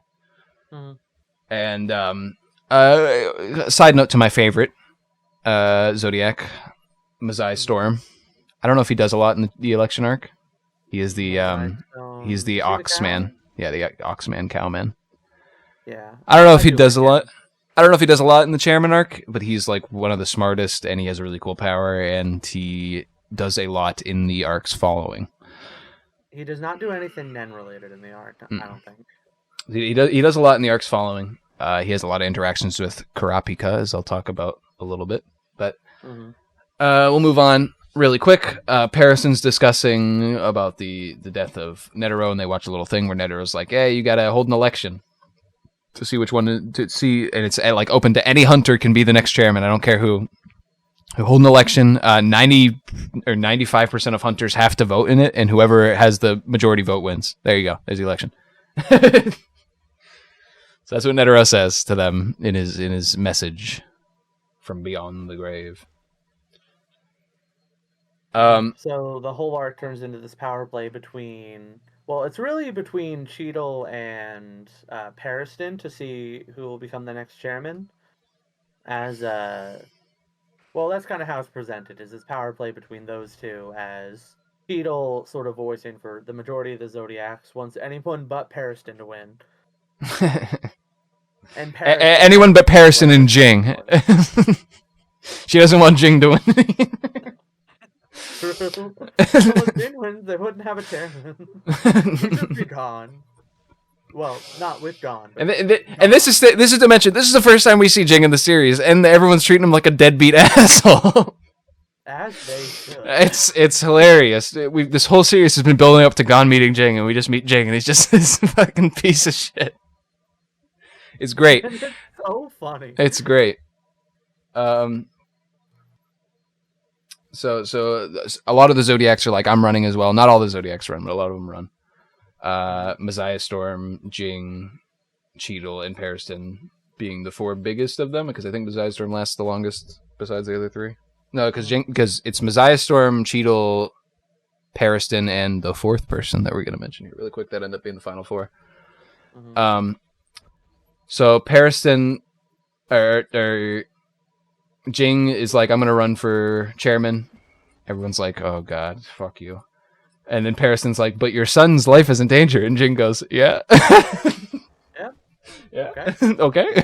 And I think Jing says he has trust in Gon, that he's not going to die, essentially. Which is, it's like, oh, it's nice he has trust in him. It's like, man, he's dead deep. So yeah, the election has to have more than 95% of all hunters voting in it. And then each time there will be a runoff where they'll do like a shorter election, and it will go down to until there's only two left, and then it will keep going until one of them gets majority vote and over 95%, basically. And so Jing becomes the chairman of the committee, which is funny. Mm-hmm. And Jing makes a bunch of rules that are kind of jokes. Mm-hmm. And then everyone's like, okay, we agree on the rules, but you're not going to be the chairman.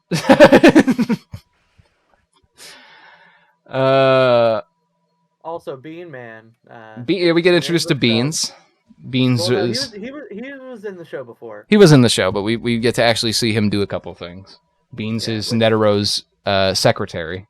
Yeah, and he's adorable, and I love him. And he is also voiced by the English voice of Lupin the Third. So then we go to a flashback where Beans is talking to Jing 2 days earlier, because Jing showed up, and Jing was like, "This meeting's going to take forever unless I do something, so I'm going to write down all these rules beforehand." He's talking to Beans. He's like, "I'm going to write down all these rules beforehand," and Jing is like, "All right, here are the rules," and Beans like, "Oh, they look okay." So it's basically showing that despite Jing being shown off as like a deadbeat loser, he did put in some preparation to this, you know. Because the reason why strategist, and the reason why Jing does this is because Jing doesn't trust Pariston at all. And he really does not want Pariston to win in the slightest, so he's trying to put as much effort forward to make sure that Pariston does not win. Mm-hmm. So everyone, they start holding the election, everyone starts coming in to vote. Hisoka comes to vote. Like, a bunch of people are coming to vote. Mm-hmm.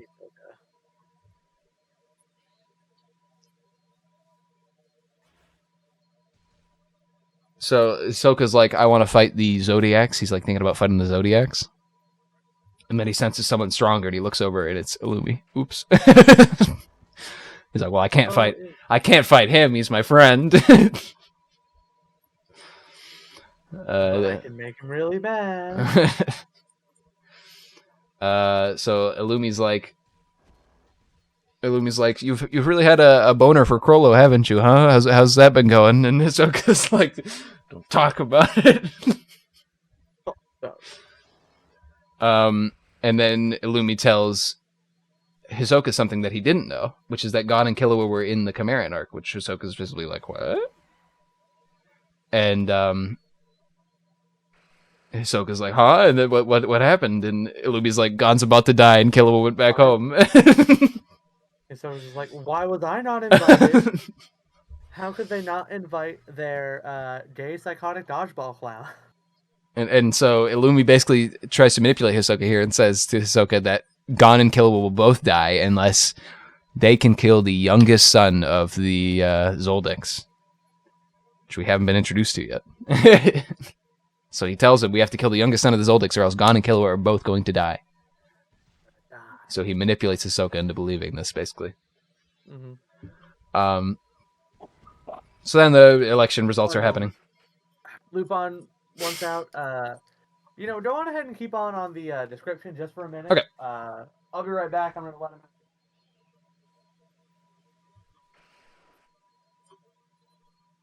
So the election happens on for a moment. There's a runoff because not 95% of chairman people voted, or not a majority. I don't remember exactly. But we're introduced to a bunch of different like funny candidates. Like, we have all these weird candidates that are like hunters that get introduced, and they're cool people, like cool characters that they're introducing. They mostly just get introduced for this arc. And they're kind of like forgotten about after. I haven't seen a mention of any of them since, and for good reason, because some of them don't make it to the end of the arc. Basically, it's a big political struggle with these random. I was talking about how there's a bunch of like random hunters are introduced for this, like a bunch of random hunters trying to become the chairman. Like, yes. There's a bunch of characters that we don't really know about, and they aren't really talked about afterwards. A lot of them end up dying in the process. Computer program. Yes, who ends up being, I think, the most popular of the random people. I think the computer program one. I mean, definitely interesting, at least. And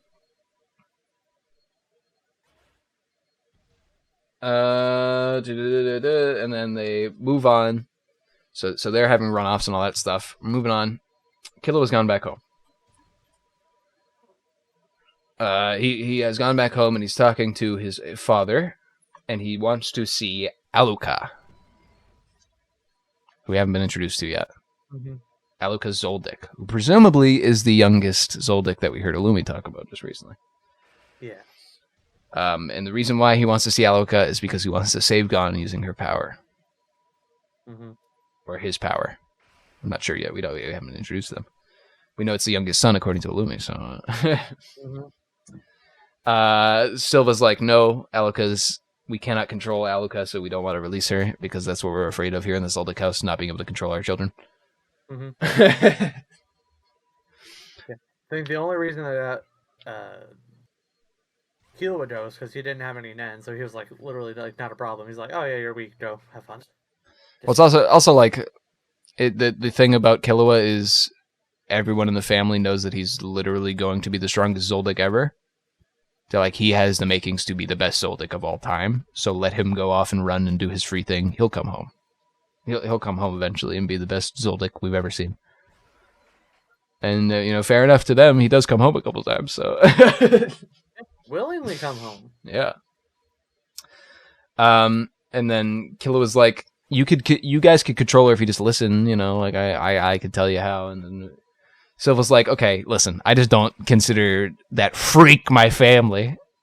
And this is we kind of haven't talked about Silva much, except when we saw him at the beginning. I like Silva. He's also kind of an abusive father. Yeah, 100%. I like him to an extent. Mm-hmm. But he's kind of a piece of shit a bit. Yeah. So Killua says, listen, the only person you guys have ever seen control Aluka is me, right here. And I'm saying I want to come and take her out.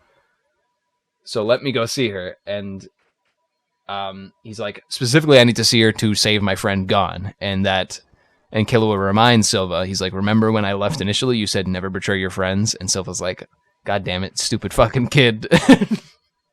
He turned my words against me. Silva's like, fine.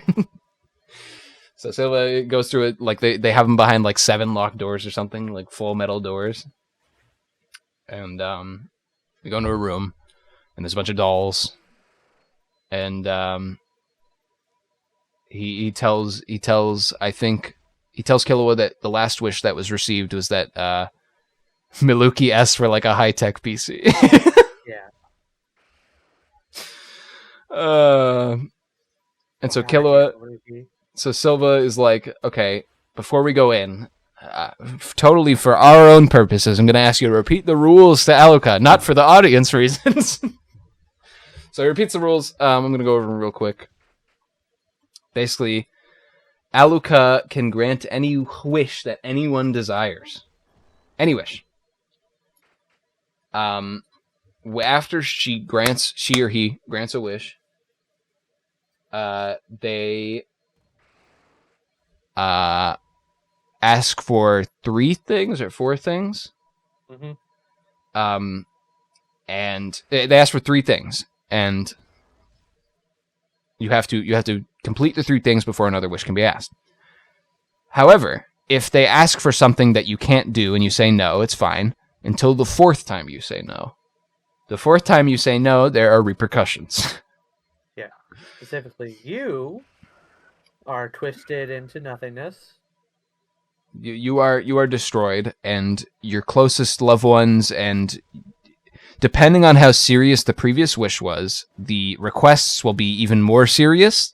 So like it'll be like ask for your liver or something, even like, and the punishments will be even more serious. Meaning it could be you and your 40 most loved people that you know, basically. Yeah, or you and just like an entire house's worth of people just because. Yeah. So that's the gist of Alucard's power. The Zoldycks had used it on the past on their butler because they're a piece of shit. Mm-hmm.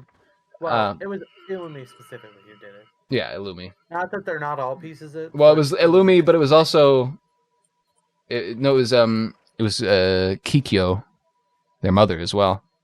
Oh yeah. Who said to the butler, like, you cannot say yes to any of her requests. You have to say no to all of them. And so the butler basically died because she forced her to say no to all of them. So, one thing I do want to note right off the bat is that, in terms of like political commentary, is that this arc does a lot of very interesting things. Mm-hmm. Specifically, there are like obviously like 2 very different tracks happening at once, where you have the election on one side and you have Killua escaping with Alaka on the other. And both of them are stories about a bunch of arbitrary rules being manipulated in different ways with potentially disastrous outcomes. One of which is just, politics and how politics and elections work. And the other is, this magical wish-granting child. Mm-hmm. And so I think that the sort of counterplay between those two themes, I think is worth noting. Okay. Just sort of like the way politics can happen, or like what politics actually is, right? It's like these repercussions that affect everybody. This arc is a bit of a joke on the farce of politics from Togashi. And we'll get into it a bit more as we introduce to the character that it takes away the stage, is all I can say. But and then I also want to talk specifically about the trans part of the arc where Haruka is. I've kind of danced around it a bit, but they don't typically say that she is a trans woman, but they assign male at birth, but now lives as a woman or girl. But I think it's well, I'm not a trans person myself, so I can't speak for them. But in my personal opinion, I think it is a good and positive portrayal of a trans person. Yes. I haven't seen anybody like really, especially because it feels a realistic depiction of a trans person as well, where their whole family doesn't except for the one that understands them doesn't go through with it. Mm-hmm. Yeah, and I also think, especially considering that you could make the argument that Pito in the previous arc was like a Yeah, I was very gonna say Hunter x Hunter has a fully lot of like. Do we know if they're like non-bi, like, trans or whatever? Like, we don't really know. Like, there's the other Zoldyck, I forget their name, the paper one, yeah, which is also a who boy but dresses like a girl. We don't know what they yeah, identify as. but yeah, but also I think that's also kind of an American problem because I think that like they're wearing traditional Japanese clothes and aren't ostracized by their family. So I Mm-hmm. don't think they're trans at all. I think that they're just like not Well, I think that they just read as feminine the thing you got to realize with Alika, she's not ostracized for him because she's trans. Yeah. That's not the reason, but we'll get into it. Yeah. So, Illumi and Hisoka are on an airship flying over to try to intercept this, and Illumi's explaining more Aluka's power to Hisoka, and explaining why this is going to be if Killua uses her power to save Gon, the next requests are going to be fucking impossible. Nobody's going to be able to do anything. So we have to like stop them, or they're both going to end up dying anyway. Because Killua cares a lot about Gon, so if Killua is going to try to take on the request because no one else is going to be able to, and he's going to end up killing him and Gon in the process. Mm-hmm. So that's basically what Illumi is saying. So Illumi, for his own twisted reasons, cares. Yeah. Illumi cares for Killua and Killua specifically. And he knows Hisoka cares for Gon and Killua as well, so, in his own twisted way as well. Mm-hmm. So, so he recruits Hisoka, and so they're going down to intercept them. Yeah, and then we begin with the the third set of arbitrary rules, which is a Zoldyck v Zoldyck conflict. Whenever Killua escapes with Alika, because Killua basically gets to Alika and says, "Okay, uh, either I kill all my family members, or we get out of here and you give me a kiss on the cheek." Yes. So Killua basically makes sure that he'll get out by saying that, and then the whole family's like watching him. They're like, "That fucking bitch." I think like Zeno's impressed. He's like, "Oh, I love that. I love that boy right there." But his mother's pissed off. His brother's pissed off. So So yeah, they're going through all this stuff. So you can see Killua and Alika are the only ones. Killua is the only one in the family that respects Alika as his sister or another living person. Everyone else in the family doesn't. And that stands for all of them, even the Zoldycks that I like Zeno. So it's like, it's unfortunate, but so they get out and they're released, and the Zoldycks are like, you can kind of tell the Zoldycks were expecting this. They're like, yeah, he's gonna get out. He's gonna leave with him, but they made him go with his butlers. So we see the return of Goto and Canary. Yay! I mean, I actually like both of them, but like, still, yay! So Goto and Canary come back. Canary's great. Goto is also pretty good. So they are also joined by two new butlers, Subone and Amane. Both of whom I really like. They're great. Subone and Amane are fucking fantastic. And I forget which one is which, because I don't remember. Subone is the grandma. Okay. And Amane is the younger one, her grandchild. I think Amane is best girl. Very cute, and just how at her wit's end she constantly is just great. I love her. Subone might be one of my favorite characters in the series. She's fantastic. Yeah. So basically, Goto and Canary are there to help escort them. Subone and Amane are there to bring them back if they break the rules. So that's that. So But then, our third set of arbitrary rules, which is if the Zoldycks have a family conflict, they have a bunch of rules that go along with it. Yeah, it's a bunch of bullshit. So the group leaves the Zoldyx and they go, and we receive a call. Ladies and gentlemen, he's back.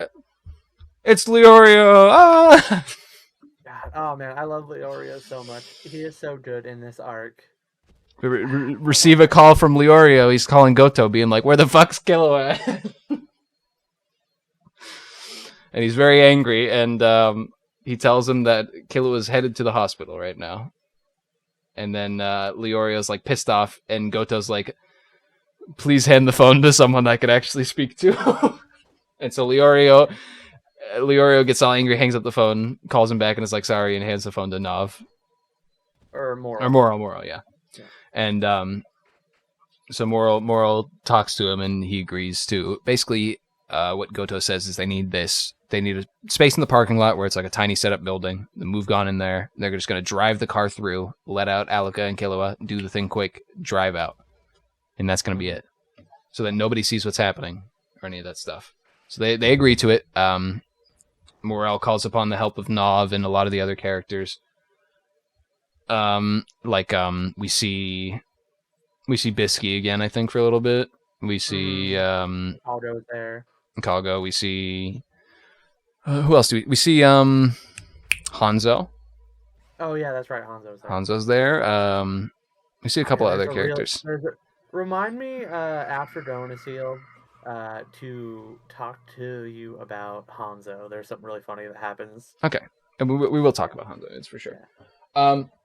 So the group leaves, and they're going to they make that call, and then Leorio's, after that's done, Leorio's like, okay, I gotta go get in contact with one more person. It's heavily implied that it's Kurapika, because Kurapika won't pick up the phone or whatever, and Leorio's like, where the fuck is he? So while this is happening, Leorio decides to go to the election. He doesn't really care, but he's like, I have time to burn. So he goes to the election, and he's sitting there, and he sees the people on the thing, and he sees Jing Freaks there, and he knows that's Gon's father. He's like, oh, so during the Q&A, the best part in the show, like I knew it was going to happen because I heard people talk about it. My wife had seen the clip. I knew it was going to happen. I was so excited, and it delivered 100%. So they're doing a Q&A. They're asking the chairman potentials, like questions, and Leorio walks up, and he asks Jing Freaks, why haven't you visited Gon in the hospital? And Jing's like, thank you for your help. Thank you. I'm relying on you to help Gon. Haha. Thank you. And Leorio's like, do you not fucking care about your own son? And Leorio punches down, it obliterates the desk, and uses his Nen power, which we haven't seen up to this point. Yeah. He finally has a Nen power. He sends his punch through the floor, up to the table, and uppercuts Jing. Sends him flying. A fun thing to note about this is Jing is very smart. Very smart individual. Mm-hmm. Jing notices the punch and could have reacted in time, but decided to stay there. If you look... Yeah, he just let it happen. If you watch, Jing notices the punch, he sees it happening, he looks down at it, and he just lets it happen. Because Jing is like, I'm just gonna let this happen. Let him punch me. I understand what's going on here. And so, he punches Jing, sends him flying, and everyone loves it. Suddenly, Leorio, the political farce, Leorio is now in the top 3 of the hunters voted for the next chairman. So that part is so good. I love Leorio. So Doan's actual dad punches Doan's actual dad in the face. Yeah. So let's go back. Killua's riding in his car. Illumi sets up a trap on the highway to try to get Killua. And they get out of their car and they start running through the forest. Because Killua does not want to be on the road, basically, because Illumi's going to stop him, so he starts running through the forest. Mm-hmm. And we get to the point where Killua breaks away from the group. Yeah. And he's like, all right, I am doing my own thing. I'm going. Peace. Woo. And Subone and Amane are like, shit, we got to keep up with him. Yeah. And he's really fast because he has the Godspeed power and all that stuff. and I believe Illumi or Killua remembers something that is like Illumi says, which is family members are not allowed to kill each other, which the implication there is that Illumi doesn't view Alika as family and is trying to kill her. Yeah. Um. So.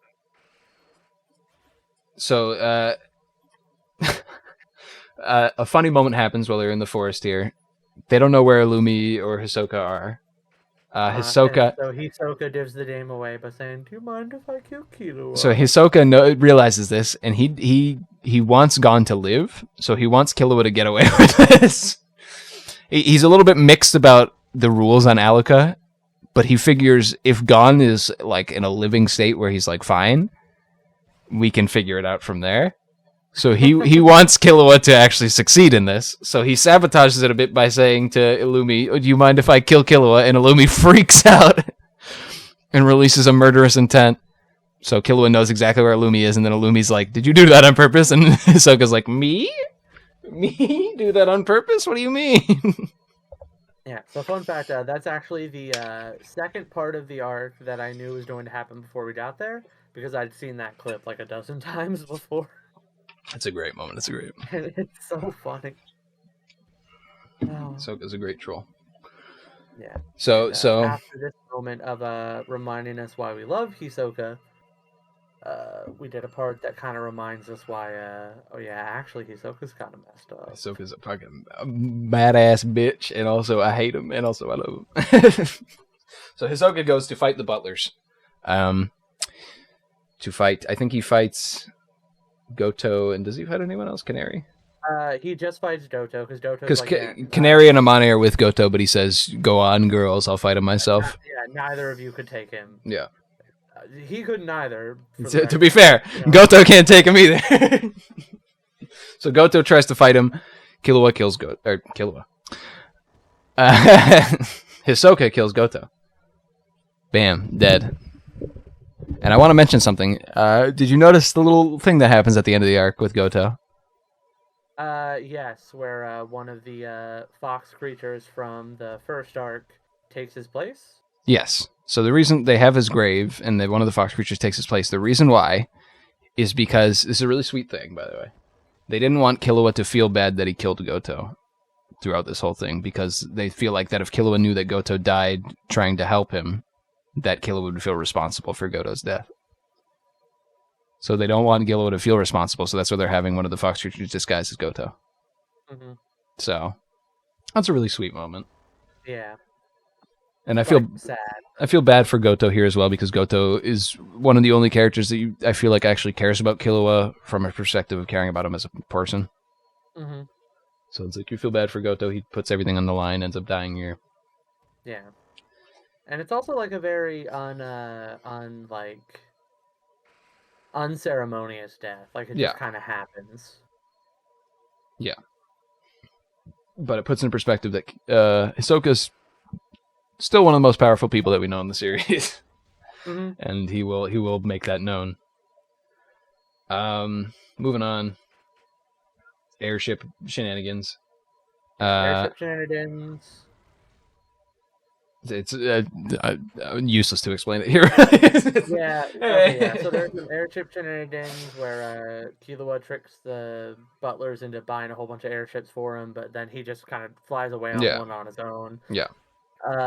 Over on the election side, some of the people are like, in order to gain favor, we're gonna go catch some hunters that have been killing a bunch of people.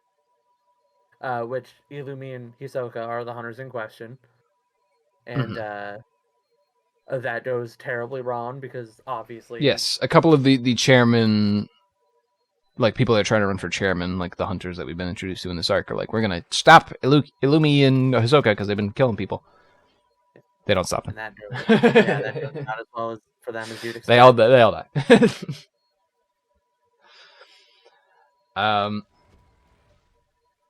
So...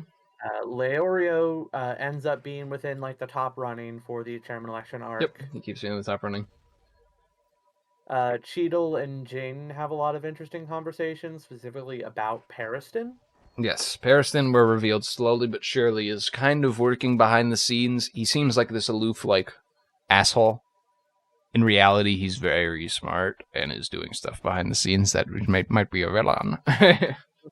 Yeah, specifically, he is in possession of all those cocoons of Yes, partial Chimerian that's art. that's what the big scary thing is.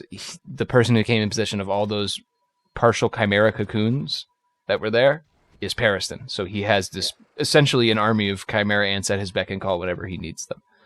yeah. And the thing that is so terrifying about Pariston, in Jane's eyes in particular, is that he's the spitting image of Netero in a few ways, specifically in the fact that he's willing to do anything to achieve his goals, and that one of his goals is to enjoy himself as much as possible. Mm-hmm. The difference being between them that Netero, it was very obviously what he wanted to have the best fight of his life, and so he cultivates strength. Pariston wants to enjoy himself, but we have no idea really what he means by that. And it's all very much left in the air, which is part of the reason why Jean personally feels Pariston is sort of like terrifying. Mm-hmm. Well, maybe not terrifying to Jane, but like terrifying in general. Yes, Pariston is very scary. And he's probably going to be a villain of a later arc, considering. But for now, continuing on, we get to the confrontation between Illumi and Killua. Illumi catches up. He goes, Killua, I don't want you to kill everyone. Like, I understand you want to save your friend, but I don't want you to kill everyone. Understandable. I can respect Illumi here. Illumi's like, you're not just going to kill yourself and gone. You're also going to kill the whole Zoldyck family, probably. First off, I imagine Killua in his head said, I don't love any of you, so all you were safe, but... but, then Subone tears off one of her fingernails because Aluka asks for it. Aluka says, can I have one of your fingernails? It's a little disgusting. She tears off her fingernail as part of Aluka's request, and then Killua says, heal Subone. And she does. And then she falls asleep. And now Illumi's like, what just happened there? And Killua explains that when it comes to healing, she can do it perfectly fine. She doesn't have to. She don't have to make requests and all that stuff. She can just do it. And Illumi's like, oh, okay, that's fine. Then you can go. See you later. So with Illumi's permission, he goes ahead. Little secret here. That's not actually how it works. Killua just lied to him. The actual truth of the matter, which we'll get into a little bit later, is that Killua has a bond with Aluka that basically makes it so that he can... He's figured out a way to make it so that he doesn't have to wish for stuff. He can just request it from her, and she'll be like, okay. So, moving on. Jing leaves. See you later.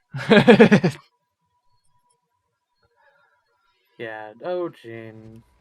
Well, no, he doesn't leave yet because Does he? Oh yeah, no, he doesn't leave yet. Yeah. But he does talk to Cheadle about the thing, and it's revealed that I don't know if they did this in the anime. It's revealed that the cocoons for the Chimerians that we were talking about have hatched, 5,000 cocoons wide, and that Pariston was intending to use them on the next Hunter exam. So the next. Okay, it does not reveal that. It reveals that he took the cocoons. What actually happened with them, though, we do not know. In the anime terms, it's revealed that he intends to use them at the end of the next Hunter exam, basically. Which ends up not working out because Pariston at the end of this arc ends up retiring from the association, so I don't think he's going to do that anymore. But we'll get to that. So blah blah blah blah. So finally, they lock everyone into the election room and says nobody's allowed to leave until we elect a fucking chairman. Mm-hmm. So everyone who's in there is in there. If anybody walks in, they're locked in until a chairman is elected. Mm-hmm. We get speeches from Messiah Storm gives a good speech. Cheadle gives a good speech. Mesiastorm says to vote for Cheadle, basically. Mm-hmm. Cheadle gives the next speech, and she says, "Vote for Leorio." And Leorio says, Leorio steps on stage and says, "I masturbated the other day." among other things. But he says that his whole goal into becoming chairman is to save Gon. That's all he cares about. Yeah. He says, "So if you vote for me, first thing I'm going to do is make sure we save Gon, and that's it." Well, I actually think it's worth noting that what he says that he's going to abuse his power. Yeah, he says, "I'm going to abuse my power to make sure we save Gon." And then everyone's like, "Yeah!" Everyone's like, "We love this guy, yeah!" And then Pariston gives his speech and says, "Vote for Messiah."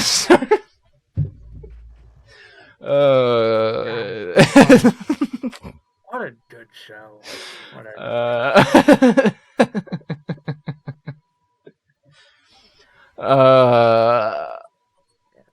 So then we go back to the hospital, and we go and we see Aluka awakens, and Killua explains that his friend is really sick, and he wants to make them feel better.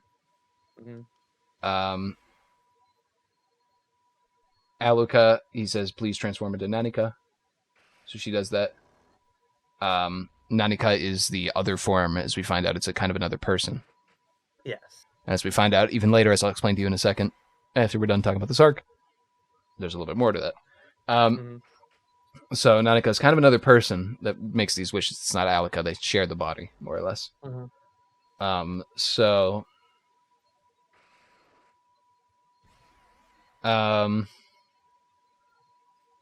Nanika heals Joan in a terrifying fashion. First, before that happens, Killua and Aluka and Nanika have a little talk where... Is that before they heal Gon or after they heal Gon, actually? After they heal Gon. Okay, never mind. Yeah, they do it like basically while Illumi is on the way. So come dead. So this is when Illumi realizes that Killua lied to him, and actually the rules just don't apply to Killua. Yeah. He's like, "Oh, Killua's a lying bitch." Oh, Kill.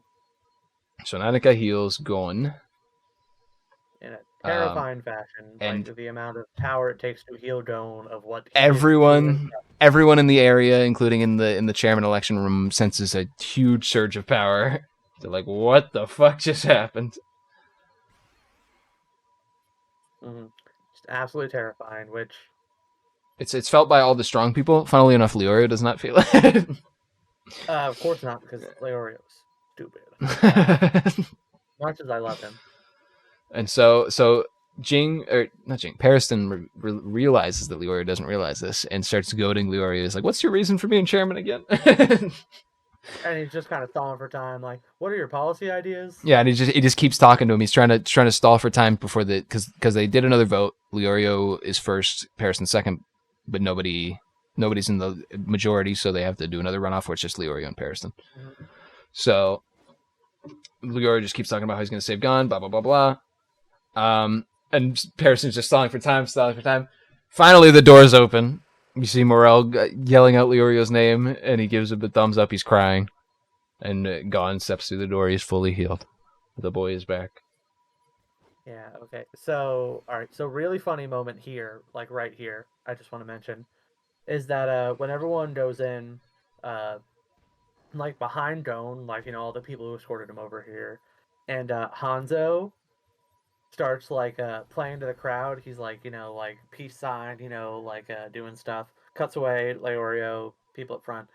Cuts back to him for another shot, and then in the background, Knuckle has Hanzo in a headlock.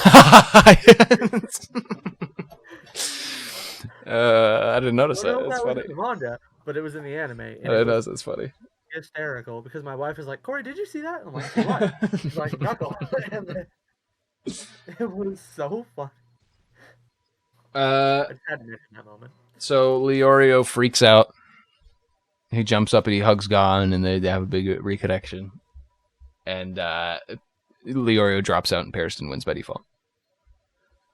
And Cheetle realizes that this was Parison's plan the whole time to have Leorio be the last, so that if Gon was healed, he could just make a farce out of the whole system. And Cheetle's like, I fucking hate you, Pariston. Yeah. And then Pariston is like, all right, my first action is to appoint and my first action, Cheetle's vice president, and also vice chairman becomes the next chairman, and also I resign. Congratulations. He basically just fucking trolls the shit out of Cheetle, and Cheetle's like, you fucking... Man, poor Cheetle. She's so cute, too. I love her. And so Pariston reveals that he had this plan in place since Jing said he was going to run, but he thought it was going to be him and Jing in the final, and that Jing was going to retire after Gon came back, which is... Pariston, you have a huge overestimation of Jing there. Overestimate Jing's character. And Gon, when he sees the crowd's like applauding and everything, they're like, oh, it's a beautiful moment. We see characters that we didn't really mention before when we talked about the arc, but Dwoon. And List, who we saw at the end of Greed Island, they wave him over and they're saying, "Your father's over here." This is what Gon's been looking for the whole time, his father. So he goes over. Immediately, in such a tragic moment, instead of caring at all about seeing his father, he just starts bawling his eyes out and apologizing for Kite. He apologizes that he killed Kite and he turned him into a little girl. Such like a tragic but moment. And then Jing just doesn't know how to deal with it at all. And then he's like, listen, Gon, it's not your fault. Kite is also at fault for overestimating his own power. That being said, the first thing you could do is apologize to Kite and not me. Well, yeah, it's good advice. Mm-hmm. Like, for all of his faults, all of them, a lot of them, like, massive laundry list of faults, Jane handles that moment well, even though he immediately after gets into... Yeah, immediately after, Gon's like, hey, can we meet sometime later? I want to talk to you. And Jing's like, I don't know. And everyone in the crowd starts fucking trying to beat the shit out of Jing. Hunter is a good show. And then Jing's like, I think he sees Gon out because Gon leaves. Before Gon leaves, Pariston's like, who are you voting for, Gon? And Gon's like, well, Leorio's out of it, so I'm voting for you, Pariston. No, he's like, Leorio wants to be a doctor. He doesn't. Yeah, he does it. Yeah, like anyone who's not Leorio, I guess. And then Jing explains something to Gon before he leaves, which is the ability that Kite had was called Crazy Slots, and he taught it to Gon. Why does he explain this to him? You want to know?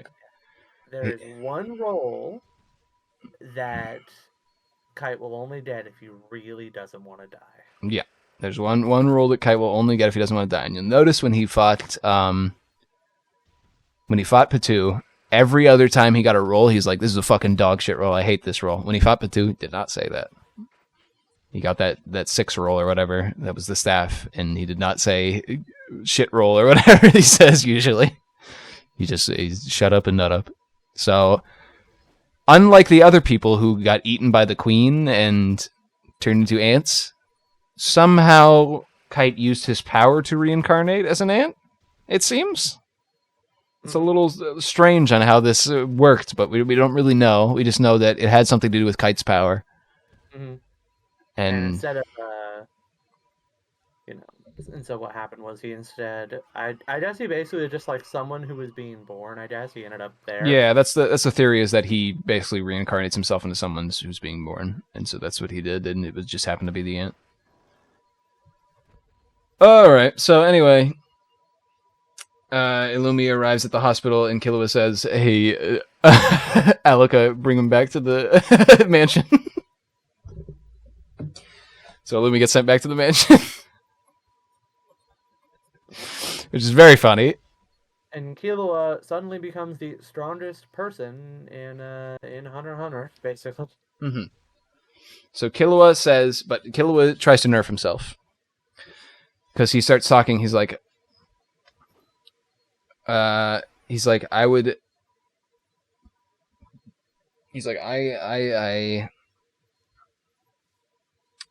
for Sibone and Amane to go away, because he's like, there's a private talk.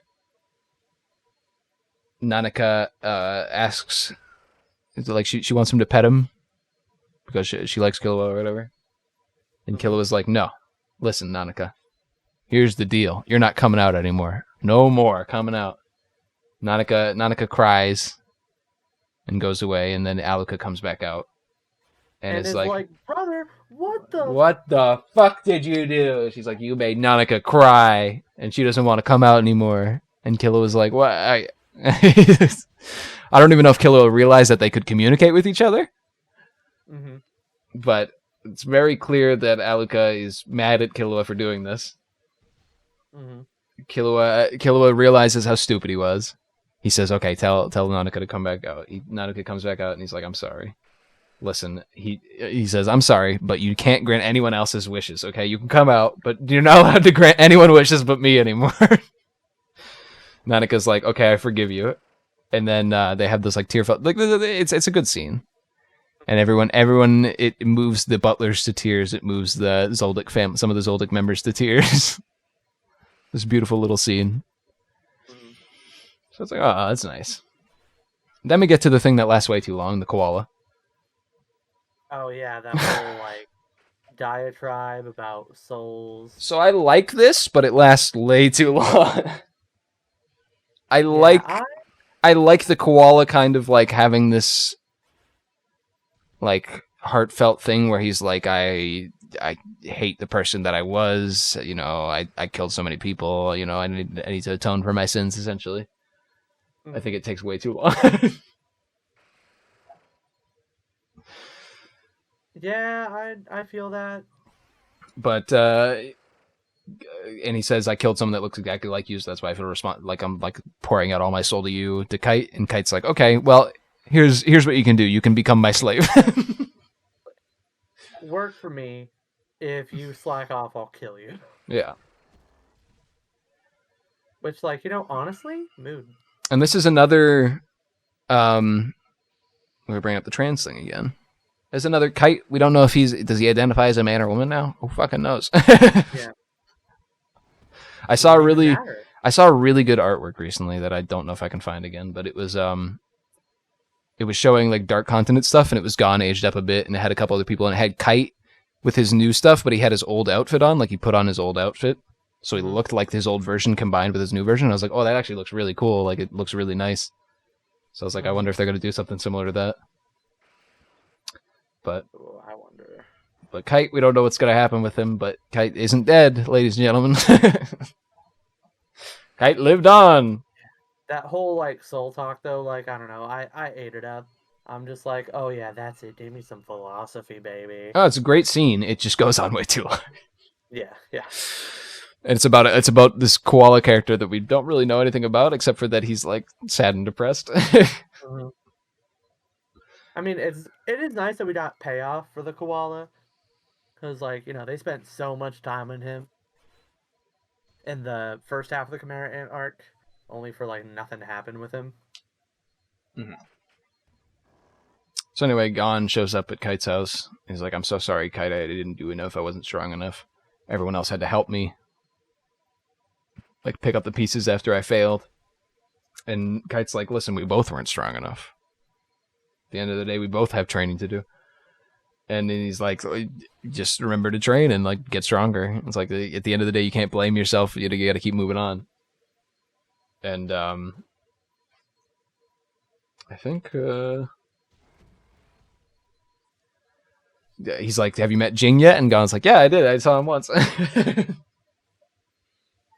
And then Kite's like, okay, well, hurry back and go talk to him because Jing doesn't stay around long, so you're probably going to want to talk to him again. So Gon leaves. He's apologized to Kite now. He did what he had to do. He goes back to talk to Jing. And here we have the final moment of the anime. Well, before we get... We're approaching the World Tree, and we see Gon and Killua back together doing their funny shenanigans. Mm-hmm. We have a couple funny moments, like Gon freaking out in public and all that stuff. Mm-hmm. And we have a nice little moment where Gon thanks not only Killua and Alika, but also Nanika. Yeah, and then so Killua introduces him to Alika and says, "Sorry, Gon, but you're second fiddle to her. She's my favorite." And it's like a funny. And so then they're like, "Well, we're gonna part ways for now." Gon is going to go back home because, little known fact, Gon can't really feel any nen right now. So he's going to go back home, do some research, maybe go to school. Who knows? But he's going to go home back to Whale Island, and who knows what he's going to do from there. Killua is going to explore around the world with his sister. We don't know exactly what they're going to do. We just know they're going around the world. Mm-hmm. So Killua's like, okay. So they're like, well, we're going to go our separate ways finally. So they're like, well, I think he says, like, Kite said, you know, it doesn't matter how far away we are as long as we have each other in our hearts. It's like, oh, it's a nice anime message and all that stuff. And then they turn away from each other and they both look extremely depressed. Yeah. In a very serious moment, it shows, like, the happy anime moment, like, we'll always be in each other's heart. And then it turns away and it shows that neither of them are happy. They're both, like, really sad that they have to part ways. Mm-hmm. But Killua has to walk away from his toxic boyfriend. Yeah, Killua's like, I need time away from Gon. Gon is... Especially after what happened. Killua and Gon's relationship is kind of severed a bit. Mm-hmm. They're still going to be best friends. We're still going to probably see them meet up again. But they need a bit of time apart. Yeah, Gon is toxic. So, yeah, so they part ways. It's very sad. Like, it's like poignantly sad. It just happens in a second. It's like, wow, that was kind of depressing.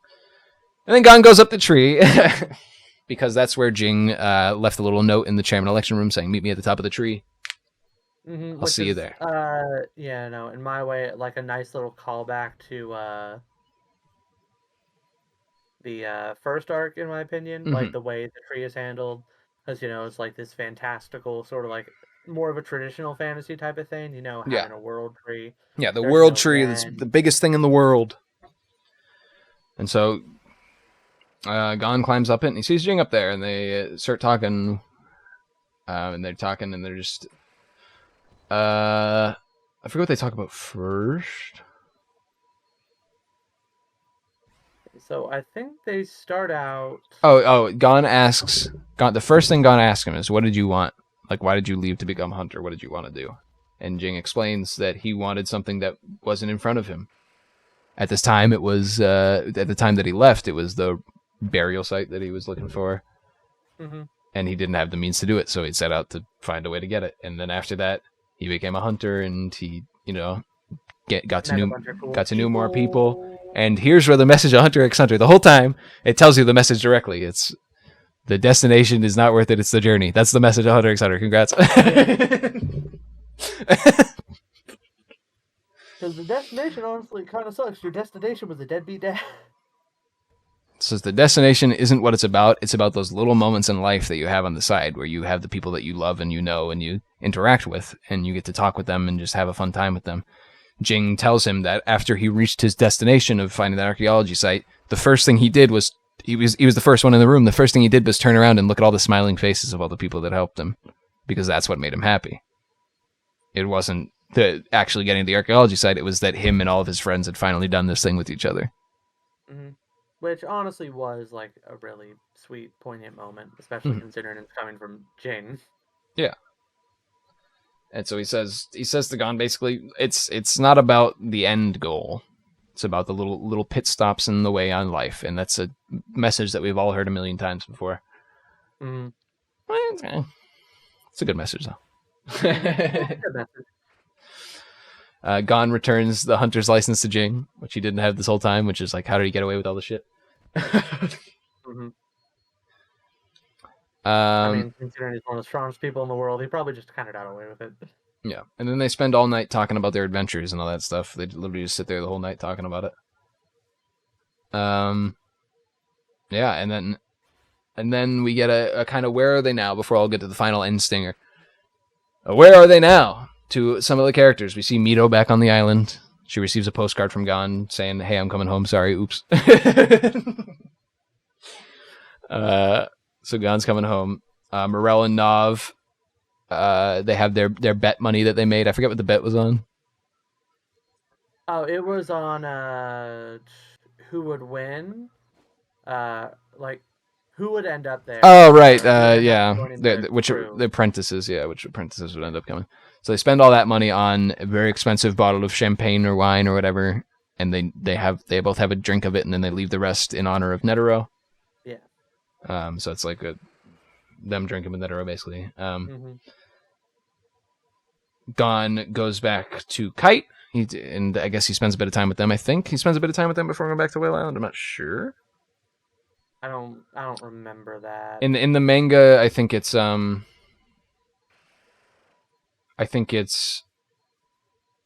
think he goes back to Whale Island and then spends time with Kite. I think he's doing both. Like he's swapping between the two. Okay. So I think he's like back and forth. But we see a lot of the characters Knuckle shoot Mallory and Akago Palm from the last arc. They're all looking in the hospital. They're in the hospital, like looking at the postcard from Gon, like oh, because Gon sent a postcard to a bunch of people saying, "Hey, I'm alive." Yeah, he's alive. Leorio tries to call Kurapika again, but no answer. We did see Kurapika just sitting in a room surrounded by scarlet eyes. Yeah, it's Kurapika's just looking angry with scarlet eyes around him. It shows the Goto scene. And where Canary tells Zamane to not tell Killua about it, basically. And then the last people that we see are the hands of Komogi and Meruem holding hands. Yeah, a nice little send off. Leave the dead bodies down there to be poisonous and nuclear. Nice little send off. But that's not all, as Jing reveals to Gon before he leaves that actually this tree, nah, it ain't the tallest. It's a baby tree. This was like a really young version of the world tree. There's a lot of more world trees out there in this little thing we call the Dark Continent. By the way, that's where the Chimera ants came from. That's why they weren't a problem up till now. They just kind of showed up. So Dark Continent, it's this huge, massive circular thing around our current worldview, and that's all we know about. That's it. Yeah, like essentially the world as they know it, all of their, continents and stratos and whatnot is basically in the middle of a giant lake, apparently. Yep. Is how it looked. The whole world around them is fucking massive, basically. And they're this tiny part of it. So, that's it for the 13th Shaman arc. Any thoughts? Yeah, it's good. I really like the arc. It's like a nice little mini arc. Like I said, I like a lot of the political commentary on it. I like most of the new characters introduced. I think it was a good send-off to Hunter x Hunter, and I think I do agree overall with the sentiment that like ending it at the Chairman arc is like a good place to end. Yeah, you can stop watching there and be content, I feel like. Yeah. The story of Gon is, for all intents and purposes, wrapped up until they continue with it. Yeah, which I do have one thing about it, so like part of that is kind of disappointing to me. Not necessarily because I overly like Gon as a character. I like him a lot, but it's not like he's my favorite character in the world or whatever. But for me that is a little bit disappointing because it feels like, like you're finally starting to deal with the most interesting parts of Gon as a character, and then he immediately gets sidelined. So it's like, to me that's a little disappointing. Not that I necessarily disagree with the choice. Or whatever, but like, it is a little disappointing to me. Well, I'll tell you real quick. If you want to talk about the future a little bit, the future of Hunter x Hunter, I'm going to spoil some slight things, but... Yeah, I've picked up on a few things, because I wanted to watch, like, some Hunter x Hunter videos, finally, like, see some commentary on it. And it's kind of hard to do that without getting into manga spoilers. Because, like, I'll watch a video, like, all about Kurapika, and it just, shows a, analysis of the stuff I know, and then, like, he's like, all right, spoiler time, and then starts talking about it, and I'm like, Yeah, so first off, the first thing I'm going to talk about, Hisoka versus Chrollo finally happens. I'm not going to spoil the end. I'm not going to spoil what happens, but it is great. You should read it. It is fan-fucking-tastic. Besides that, there are 2 arcs that happen after the Chairman. Another mini arc called the Dark Continent Expedition, which only goes for a couple chapters, and then the Succession War, which is what we're currently on. So I've kind of said it before, but there are the way the thing is set up. We're set up for at least 2 more big arcs: the Dark Continent and the Gyro arc. Yes. The Dark Continent we have not gotten to yet, and the reason why is because we got interrupted by this big arc that Togashi decided to come up with out of nowhere called the Succession War. Mm-hmm. Or like on the way to the Dark Continent, there's like a whole bunch Yes. of people in a kingdom fighting for it, and Karapika is like allied with one of them. Yes. So after the 13 Chairman arc, some of the fallout from it is Jing and Pariston retire from the Zodiacs. So they're no longer part of the Zodiacs. And while this is happening, Netero's son appears. Nobody knew the guy existed, not even the Zodiacs. Mm-hmm. Netero's son appears, and he reveals, I'm leading an expedition to the Dark Continent. And all the Zodiacs go, huh? Basically beyond Netero, which is his son, Beyond. Hysterical name. Yeah, he reveals that his father basically said, you aren't allowed to go to the Dark Continent as long as I'm alive. So as soon as Netero died, Beyond was like, let's fucking go. So he's leading it. He makes a deal with one of the V6, which is the 6 largest countries in the world, basically. Mm-hmm. One of the V6. He makes a deal with their leader to bring it on. Their leader is Nasubi, I think, is the king. He's a big player in the next arc. So what they're going to do is there's a little island before the Dark Continent. They're leading a big boat full of thousands of passengers of people, and they're going over to that tiny island where they're getting off, and then they're leading the Beyond's team and the Hunter Association from there to the actual Dark Continent. So that's the plan. Mm-hmm. So that's the plan to what to do. So they decide to go with that plan. That's fine. Beyond, they kind of reign under control. Beyond says, I'll be your prisoner if you guys need me to be that. So they put him in prison. But he's still on the ship going with all of his people. It's kind of a political like mishmash between Beyond's team and the Hunter Association, where they're kind of at odds with each other, but they don't want to be openly at odds with each other. And I'm not going to reveal much about it, but I'm just trying to set the stage. Yeah. The Zodiacs recruit 2 new Zodiacs. Who do you think it is?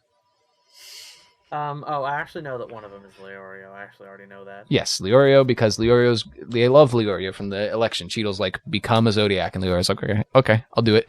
And then Isaiah Storm goes, do you have any recommendations for another Zodiac? And Leorio goes, there's this guy I know named Kurapika. So Kurapika becomes the Zodiac? That's funny. Leorio and Kurapika are the 2 new Zodiacs. So replace Jing and Pariston.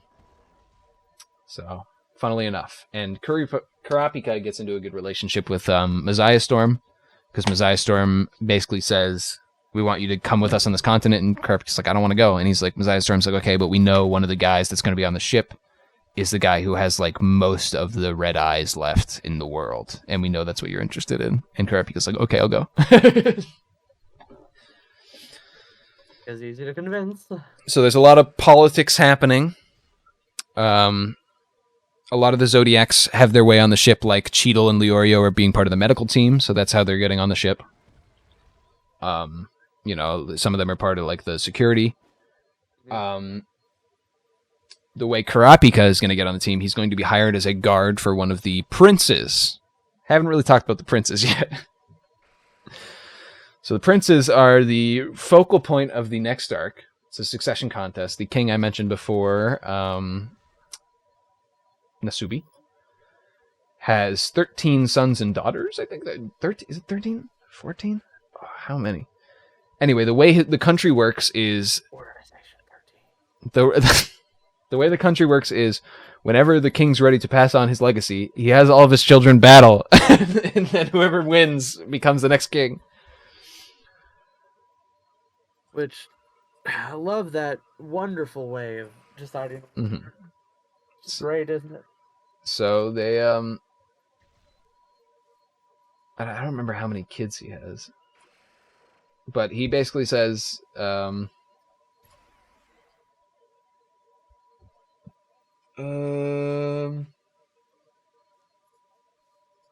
They have to fight it out, and whoever wins Yeah. gets to be the new ruler.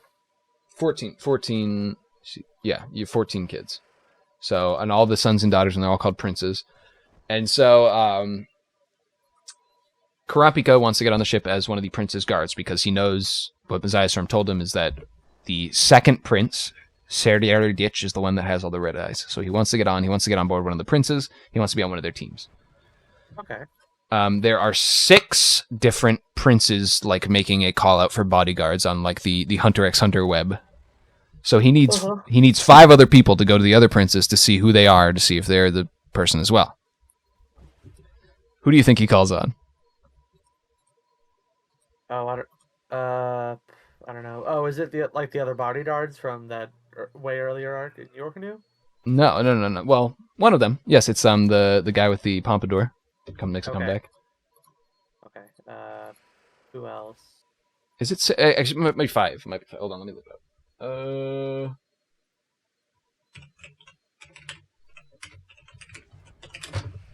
One of them that you'll never get that I'll just reveal to you is his master, who didn't have a name up until this arc. If you remember his master, like in the forest that was talking to him. Oh yeah, the one who was like, but it sounds like you're going to be the one who's going to get dragged to hell or something. Yes, so he recruits him as well. He's like, I need your help. So there's at least 2 others. I'm trying to think if there's another one. Let's see, are they someone from the Hunter exam, maybe? Nope. Yes, there are 3 others. Okay, so there's 3 more. So it's the Pompadour, Basho is his name. Pompadour guy, Izunavi, which is his master. There are 3 more. You're gonna know all these people, by the way. All right. Let's see. Are they ants? Does he call Joe get invited? No. Okay. Who would Karapika invite? Who has Karapika had? One of them he's had stuff with in the past. It was in the York New with him. In York New. It was another bodyguard, but Melody. Yes, Melody's one of them. Okay. So Melody. 2 more characters that appeared in the past. One we talked about very recently when you were mentioning a funny joke. Hanzo? Yep. Okay. He recruits Hanzo. Okay, yeah. So Hanzo, And the last one, this is the one that is funniest to me. Hisoka? Nope. No. I don't know. I got no idea. Who is it? Biscuit. Oh, Bisky. Okay. So he recruits Bisky. Him and Bisky have never met before up to this point. He got a recommendation from Killua to recruit Bisky. So Killua tells him to recruit Bisky, and Killua also gives him the secret because Bisky, is a bit snappy. Mm-hmm. So him and Bisky kind of start to get off on the wrong foot, and then what Karapika immediately does is he starts to compliment her and be like, well, a beautiful princess such as yourself shouldn't have to be in this war anyway, but I'm sorry I require on your help. And he basically charms her into helping him. Oh, that's funny. It's hilarious, and she's like all blushing and like it's hilarious. Fall for it wholeheartedly. It's hilarious. She's like, yes, anything for you. It's so funny. That's great. So yeah, those are the 5 people that Karapika gets to help him out. So they all go to a different prince, and they all are getting on the ship to go to the Dark Continent. Well, the fake Dark Continent before the actual Dark Continent. We don't know how many of these characters that are going to the fake Dark Continent are going to be going to the actual Dark Continent.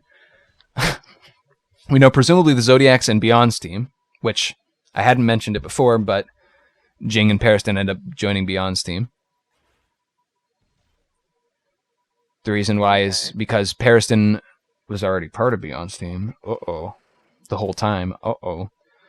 And Jane wants to keep an eye on Pariston? Jing wants to keep an eye on Pariston and also wants to usurp his power. Jing basically walks in and is like, make me the second in command because Pariston's the second in command. And they're like, what? No. And then he's like, I'll pay all of you if you make me the second in command. Like, I'll pay you a shit ton of money. And people are like, It's hilarious. It's great. That's the mini arc. It's very good, but so Jing is part of their squad as well, the Beyond squad. But yeah, so we know those probably are confirmed to be going to the Dark Continent. At least Mm-hmm. those of which survived the Succession War. The Succession War is bloody and deadly, and I'm not going to introduce you to all the princes here because it would take me 500 years. But all the Yeah. princes are all interesting new characters they introduce. All the princes have bodyguards that are, a lot of them are interesting characters they introduce. So it's like there are so many new characters in this arc that just came out of nowhere.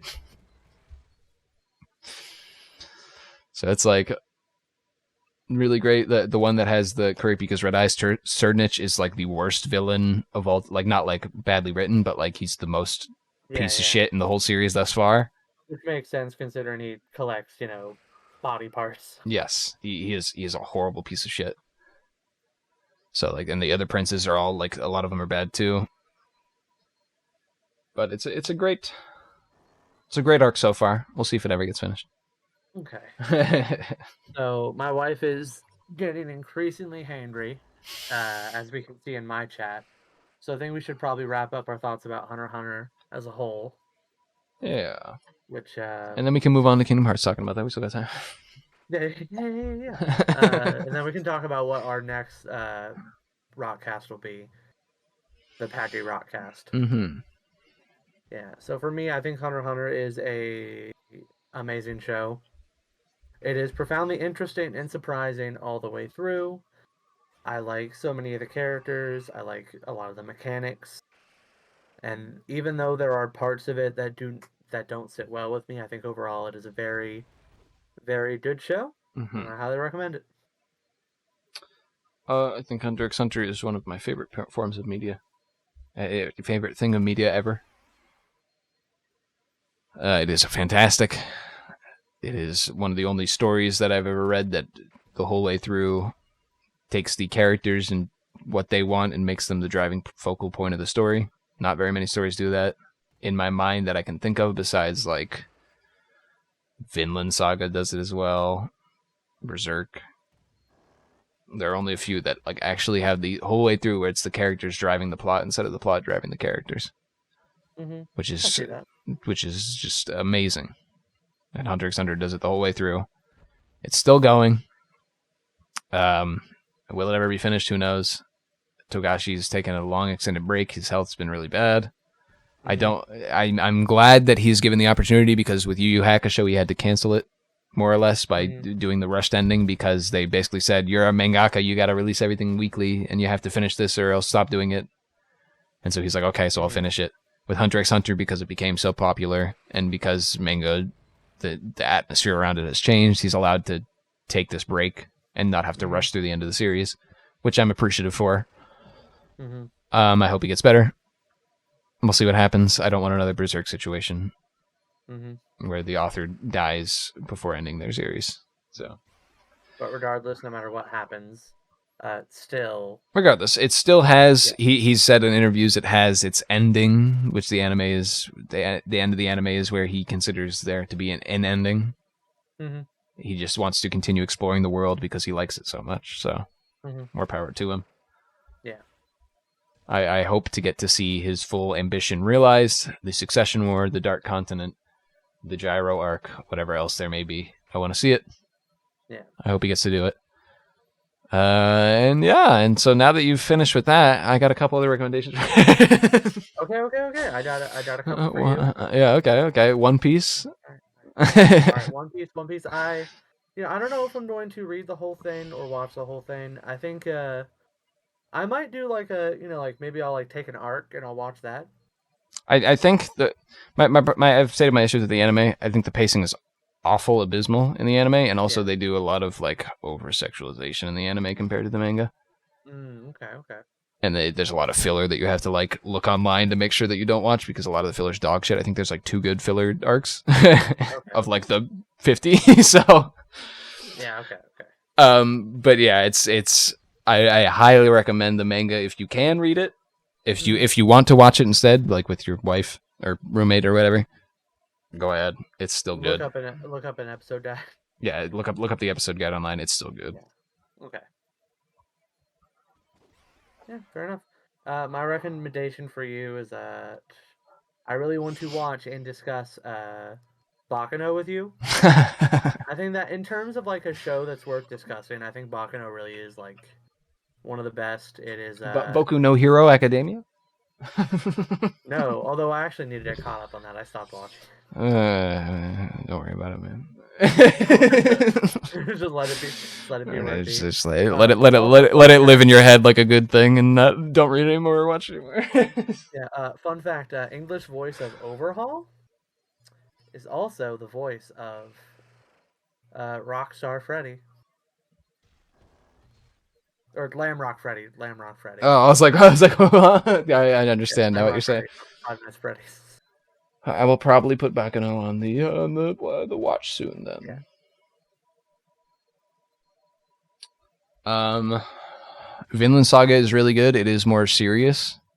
It is about a real life events.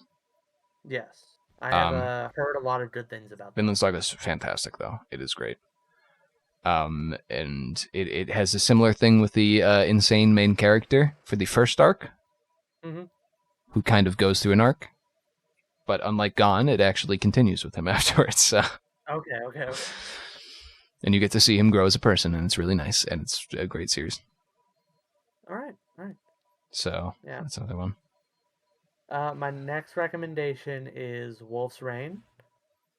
I think it's one of like the big like examples of like a Studio Bones anime that is like, like the reason people think highly of Studio Bones.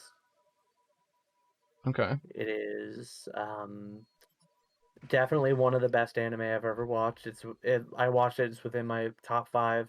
The last 4 episodes are an exercise in pain. The amount of tears I shed over that anime is disgusting. But it's a really, really good anime, and I highly recommend it. Okay. I don't know if I necessarily think we should or would do like a rock cast on it if you haven't watched it, but I do highly recommend it. I'm trying to think of what else. I already recommended to you Golden Kamuy. Yes, I think if you pass on that, I don't think that's. I've decided not to. Golden Kamuy is great. It's one of those things where it's like Berserk, where I don't think anyone I recommend to is gonna ever fucking read it. Unfortunately, it's great, but yeah, I'm gonna put a no on that one. But it's very bloody. It deals with very serious topics, so I understand not wanting to. If I ever watch / read Berserk, it will be because I'm in a better place in my life where I'm no longer depressed and want to go back to being. Joking. Just as long as you don't read Oyasumi Pun Pun.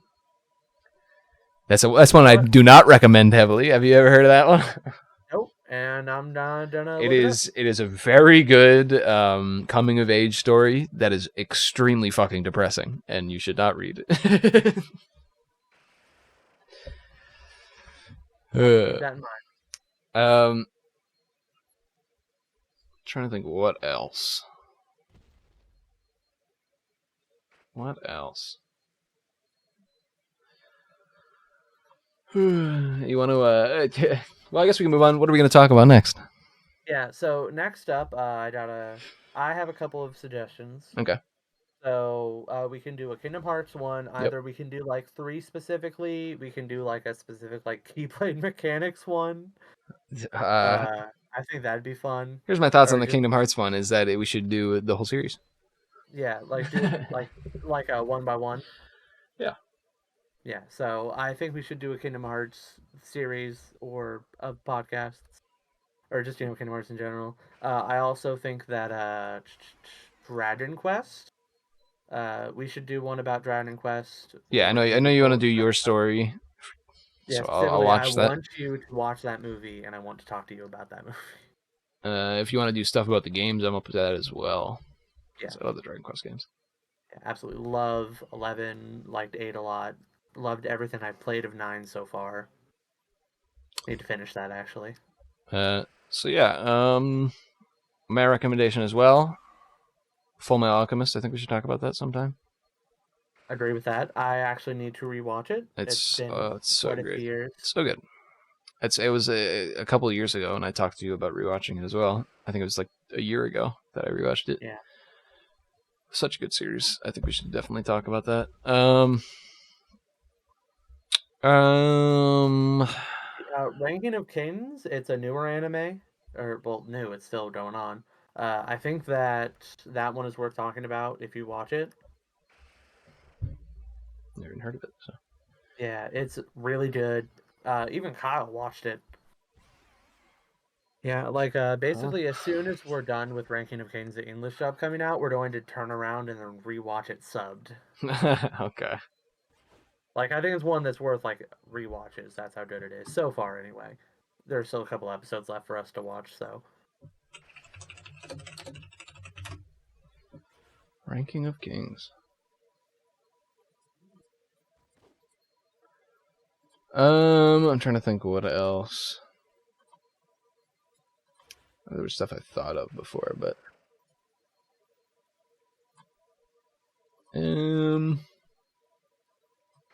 what other game series do we play? I mean, we could do a Pokemon thing if we really cared. I feel like that. I yeah. feel like that would be that would be too unfocused. I don't know. then Yeah, I again, then think again, I'm Pokemon Go in talking about the general whole is kind Kingdom of Hearts fun. series. So. Yeah. Although we can maybe like do like a like where we like do a Pokemon thing and then like laser focus in on one aspect. I kind of know, like watch a series of the anime maybe. Although all the series of the anime I are fucking really I long. hate the anime, bro. I hate to break it to you. I hate the Pokemon anime. Okay. The recent seasons though are really good. Like just really good in general. I know you're probably not gonna watch them, but like uh specifically Sun and Moon and Journeys are both like fantastic, just works of anime in their own right. The thing I was going to complain about before the stream that I forgot to even bring up. Rune Factory 5. I've been playing it. Mm-hmm. Won't let me marry any of the characters I want to do. They won't let me marry the characters I fucking No. wanted. They won't let me marry the hotter older woman. They're like, nah, you're gonna marry their daughters instead. Yeah. I'm like, no. I feel your pain. I'm like, no. That was it. Yeah, that's how I felt in four. That's how I felt in four. I saved one character and she's like the mother of the character that I saved at the beginning as well. Mm-hmm. And like she's a very attractive woman, but she has no husband. And I'm like, listen, Yeah, let me listen. marry both of them. No, because her daughter's like a 7-year-old. Oh, whoops. But I'm like, I'll be the stepdad, dude. Come on. Like the other older women, like their daughters are like of your age, like understandable that you can't marry them. This woman, her daughter's a younger girl.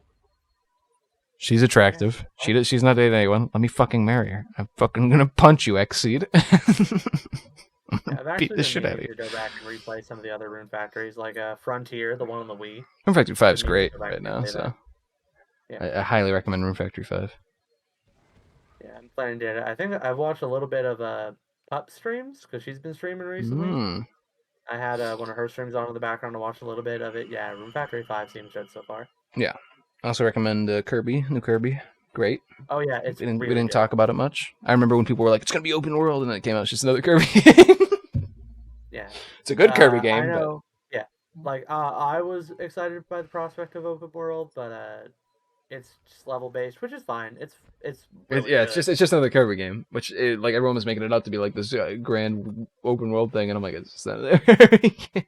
I'm playing it co-op uh, mostly, because me and my wife are playing through oh, it you got the together. bandana Waddle Dee. Yeah. And it is just really fun to play in control, even though my wife hates me because of it. She doesn't enjoy playing with the third worst platformer. It's Kirby. I mean, how bad can you be at platforming Kirby? Come on, dude. You have to You have see. infinite jump. Yeah, we're also doing all the extra stuff as we go along, like Yeah. getting the times on the side See, I'm not challenges. doing that because it's just no point. Everything else I'm But doing. it's so fun. Yeah. I think it is anyway. And also the bosses have all been really good so far. And getting the secret stuff on the bosses has actually been pretty challenging. Like, Yeah, been fun. don't get hit. Yeah, like don't get hit. I did Being everything in the first world, and then it was like unlock the last thing for the thing, and it was like don't get hit, and I was like, man, I literally got hit once in the fucking fight. I was like, I fucking like I don't want to do that again. yeah, it's fun. That's good. Um, I think what else? anyway, I think that's gonna be it So for today. what are we talking about next time? Make it right now. Make it so. Choice. Next time, we're going to be talking about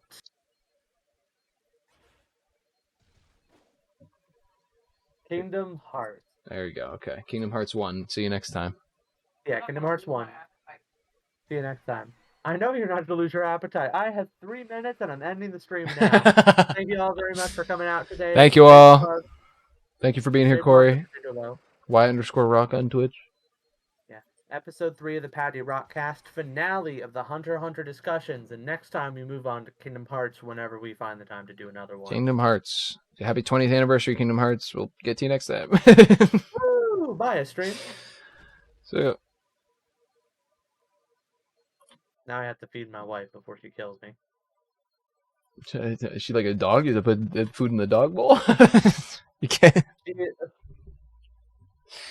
feed your wife. She's a lot more brutal than the dogs are. Well, have fun. Yeah. This is a ton of fun, Paul. I can't wait. See ya. I'm glad we did it perfectly on time. Yeah, perfectly on time. My sister is up north for the next 17 days watching my niece. So, if any time during those days, I'm more or less free. Okay, all right. Yeah, let's see if we can. Yeah. All right. Talk to you later. See ya. Bye. All right, stream. It was a good stream. I hope my mic wasn't too loud. I tried to do some equalizer stuff, but I saw it peaking a couple times. That was good. I have a couple of animes to watch that Cory recommended. And yeah.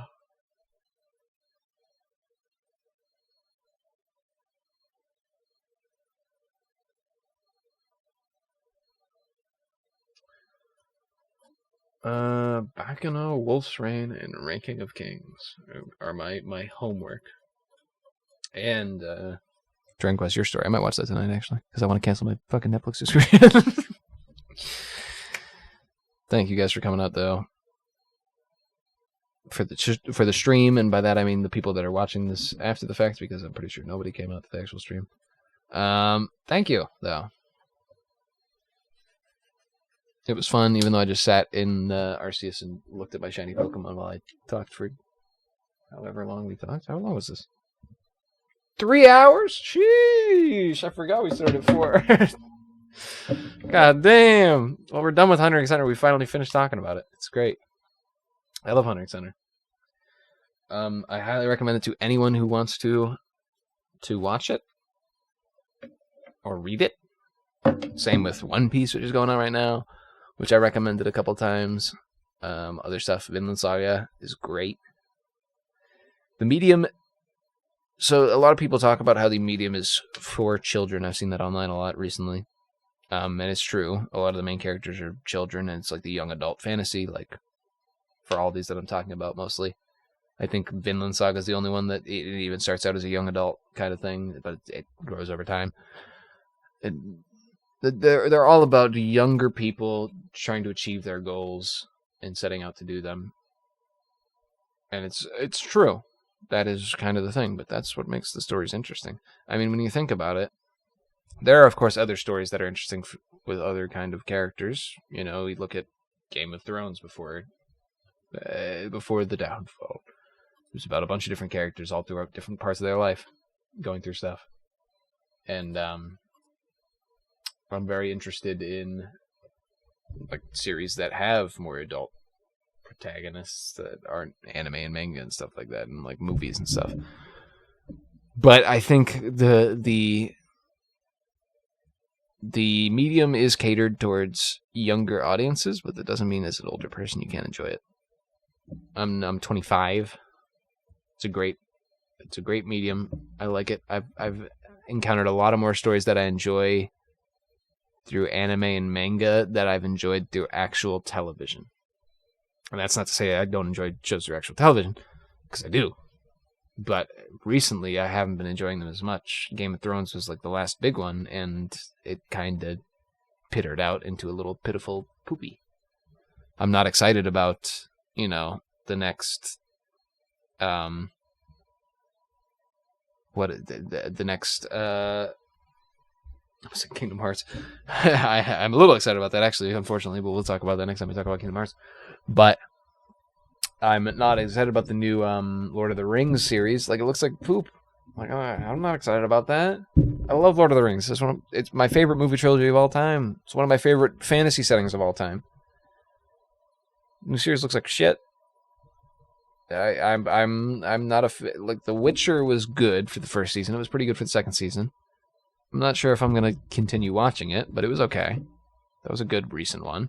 The Mandalorian was great. First season. The first season was fantastic. It was like a breath of fucking fresh air being breathed straight into my fucking lungs. The second season was just the setup for a bunch of different shows and a bunch of different characters in the universe, and I fucking hated it. It wasn't fun. The Obi-Wan series looks to be the same shit. The fucking Boba Fett series is awkward as hell because they have fucking what's his face in the Boba Fett uniform, and it looks like no offense, he's kind of gained weight and he kind of isn't the spry young man. So all the action scenes look kind of like shit. They don't look as bad as the one from The Mandalorian where he's in, which looked very bad. But Mandalorian Season 2, I liked Mandalorian Season 2. I didn't like the fact that half of it was set up for other stuff. Mandalorian Season 1 was great. It's this self-contained little thing that Disney didn't really have control over and was fantastic, and I loved it. Season 2 is... I'll forever love Season 1 of Mandalorian. It was great. But we'll never see that again because he basically didn't tell Disney about anything he was making. They didn't even know about Baby Yoda till the series released. Like, it was such a great thing. Such a cool thing. God, what a fucking... Like, pull the fucking wool over their eyes. They didn't know about Baby Yoda till it... It's so fucking amazing. You didn't tell them about Baby Yoda, the most marketable fucking thing of all time? My parents already bought me Baby Yoda shit. I don't... My parents know I like Star Wars as a kid, and so they buy me stuff. They bought me like a Baby Yoda plush. It's actually a really cool plush, but they bought me one for Christmas. I'm like, damn. We get it. I'm just not I just don't like paraphernalia as much anymore, I guess. But my parents still know that I liked it, so, and I'm still a Star Wars fan, tentatively. And I appreciate my parents getting me stuff, so either way. Whether or not it's a Baby Yoda plush that I'm never going to use, but I'm never going to put on the shelf or anything. I digress. Yeah,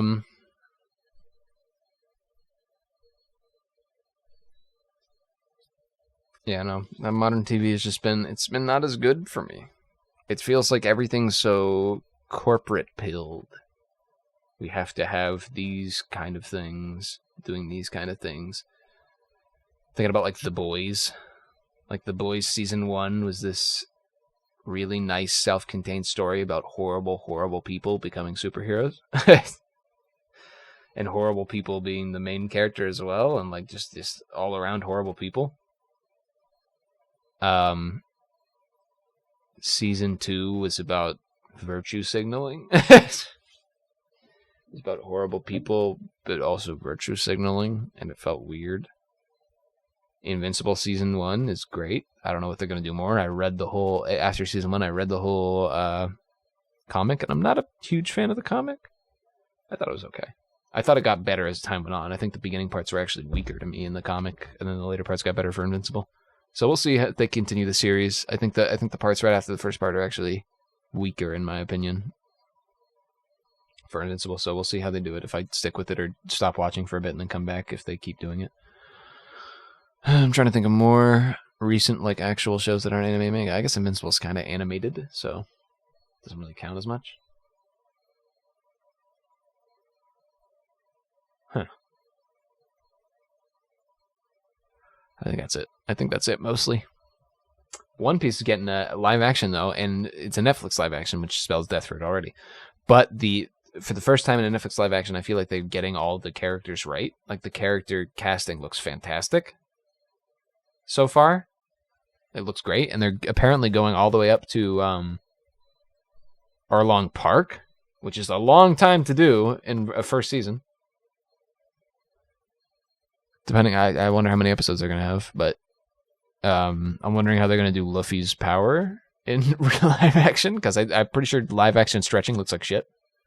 So I'm wondering how they're gonna do that CGI, and I'm sure a lot of their budget's being spent on like doing the water physics in CGI. So I'm sure that's a lot of their budget as well, making it look not like shit. Hopefully it'll be good. I mean, the casting looks great.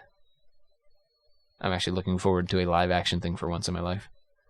So, we'll see. We will see.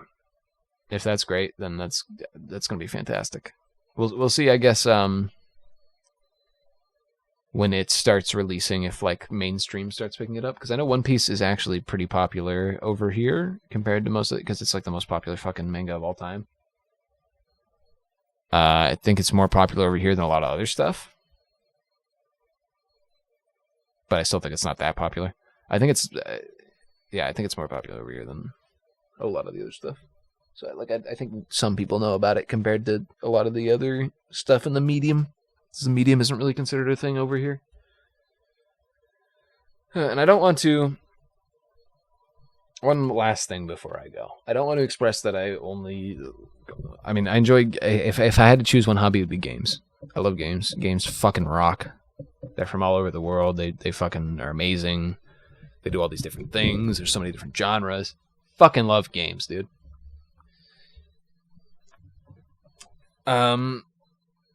So I don't want to make it seem like I only like manga and anime and I'm like a weeaboo or some shit. I fucking hate associating myself with that kind of group. Like, I hate associating myself with the anime or manga community. You know? It's like I have a friend who jerks off to furry porn, okay? I'm going on a tangent. I have a friend who jerks off to furry porn, okay? But he says I'm not a furry. He is a furry. He jerks off to furry porn. I hate to break it to you. Here's the thing, though. He doesn't want to associate with people who call themselves furries. Understandable. And now I understand where you're coming from. You're not a furry because you don't want to associate with that group of people. That's the same thing. I watch anime and manga. I don't want to associate myself with people who watch anime and manga besides my other friends who do it. I don't like those people. I do like going into like community Reddits and stuff, and like I don't want to be known as a Redditor either. That's why I make that clear. I like going to community Reddits though, and like reading people's thoughts on chapters and stuff, and being like, "Man, you're fucking stupid." Like the most recent chapter of One Piece is amazing. It's funny as fuck, and it's great. And people are like, "It's the worst chapter I've ever read. It's not taking the stuff seriously." It's like, shut the fuck up. But I digress. It's just I like the medium. I like the way the stories are told in this medium. There are things I have issues with, of course. Perversion is ever present in every single story. Booba, booba, booba. We have to make funny pervert jokes. I'm not a big fan of them. It's like sometimes they go too far with it, and it's like it kind of ruins the series for me if they just keep going too far with these perversion jokes. Similarly, I was going to say something else, and I forgot it. Similarly, Japanese work culture is a lot different from American work culture, and I don't like the way Japanese work culture is. It's very, work yourself to your fucking bones, and then keep working. And a lot of the time, it's like, we're right and not the consumer. No matter what, we're right and not the consumer, and it just feels like it's... Some Japanese companies take me the wrong way. This also has to do with gaming Japanese companies. But it's like, some of the stuff they do, it's just like, it's baffling to me. It's because I'm not a Japanese person. I don't know what their thought process is, I guess. But it's baffling to me that you can make these decisions and be like, yeah, it's perfectly fine, but I'm not going to go off on that tangent right now. Anyway, I love talking about Hunter x Hunter. I love talking about other stuff that I'm passionate about. So you'll definitely see us talk a lot about Kingdom Hearts. Because, boy, oh boy, do I love Kingdom Hearts.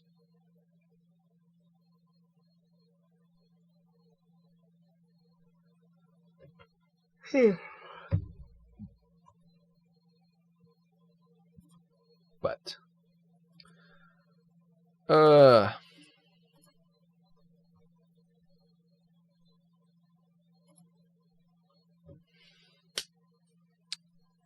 And by love, I mean tough love.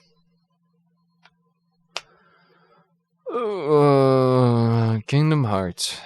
Man, that's going to be a fucking... We're going to have to weave stuff in between it. I'm thinking like we do Kingdom Hearts 1, and then the next time we do one of these, it's like on something else. Something else completely different, like some other anime or game. And then we go back to like Kingdom Hearts, Chain of Memories. And we flip-flop, because Kingdom Hearts is just going to take for fucking ever. It took us 3 different streams of multiple hours each, at least 3 hours each, I think, where we talked about Hunter x Hunter to just get through Hunter x Hunter. I mean, it's a decently chunk series, and it has a lot to talk about. A lot of little character moments in between, a lot of big character moments. There's a lot to talk about on Hunter x Hunter, so it's understandable. But there's a lot to talk about in Kingdom Hearts 2, especially the early stuff. The early stuff, 1 through 2, 1 Chain of Memories and 2, there's a lot to talk about there that's, like, good.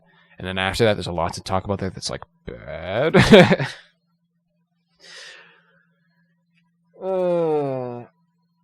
Man. Well, by the time we're finished with that, the next Kingdom Hearts game should come out by the time we're finished talking about all of them, so we can just do another one on that.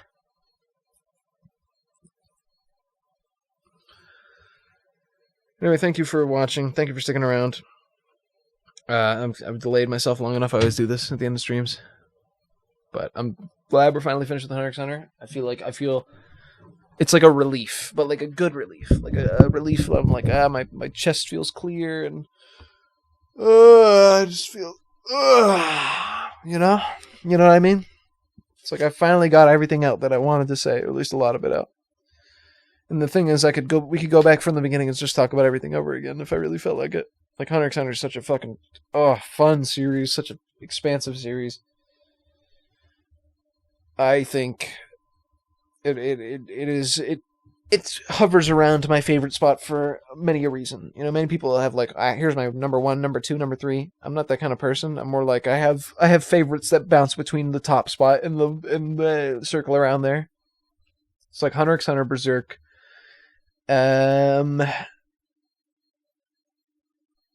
Those two definitely, and then we got I'd say Hunter x Hunter more than Berserk most of the time.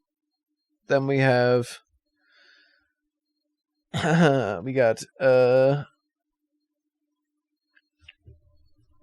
am I thinking of? What's the name? Clearly I love this because I can remember the name.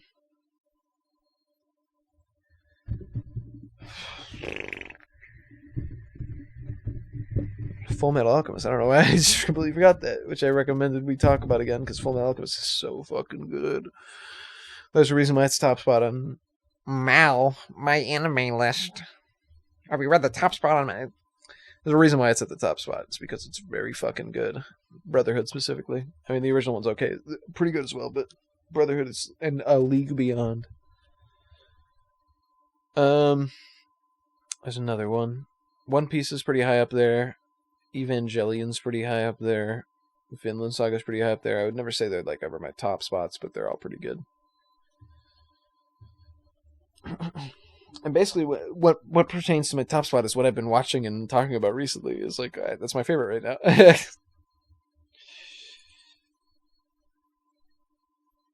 Just like my favorite game, Kingdom Hearts 2 is my favorite game a lot when I talk about it and play it and stuff. But when it's not, I'm like, if I had to say one game that has stayed at the top spot the longest, despite like being taken off or put back on and like swapping between, is definitely has to be Kingdom Hearts 2. Has been at the top for me the longest. It's been my favorite. Not to say it's my favorite right now, even, or that it has been my favorite my whole life, but Kingdom Hearts 2 is a great game. And I can't wait till we talk about that. But it's going to be at least 2 streams, at least 3 streams, I should say. 1 Chain of Memories and 2. So it's going to be at least 3 streams from now. And that's if we don't weave stuff in between. Which we probably will. But like I said, I have like 2.5, 3 weeks almost where my sister isn't going to be here. So hopefully I'll stream somewhere. Hopefully we'll get me with Cory and we'll do some podcasting.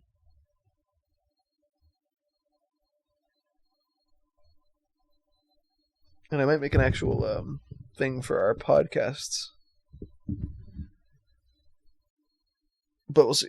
Like, I might make an actual like background because I didn't do anything today. I just looked at the Pokemon on the screen. So I might make an actual background where it's just like something there, and then we can have like a GIF of like a Pokemon dancing or something. Probably not a Pokemon because then you can get in trouble for that or whatever. But we'll see. All right, that's it from me, ladies and gentlemen. I'm happy to see you. Happy to talk to you. I'm gonna go now. I might stream sometime soon. I'm also busy with classes though, so I've been doing a lot of stuff with that. But all in all, thanks for the company, and see you around.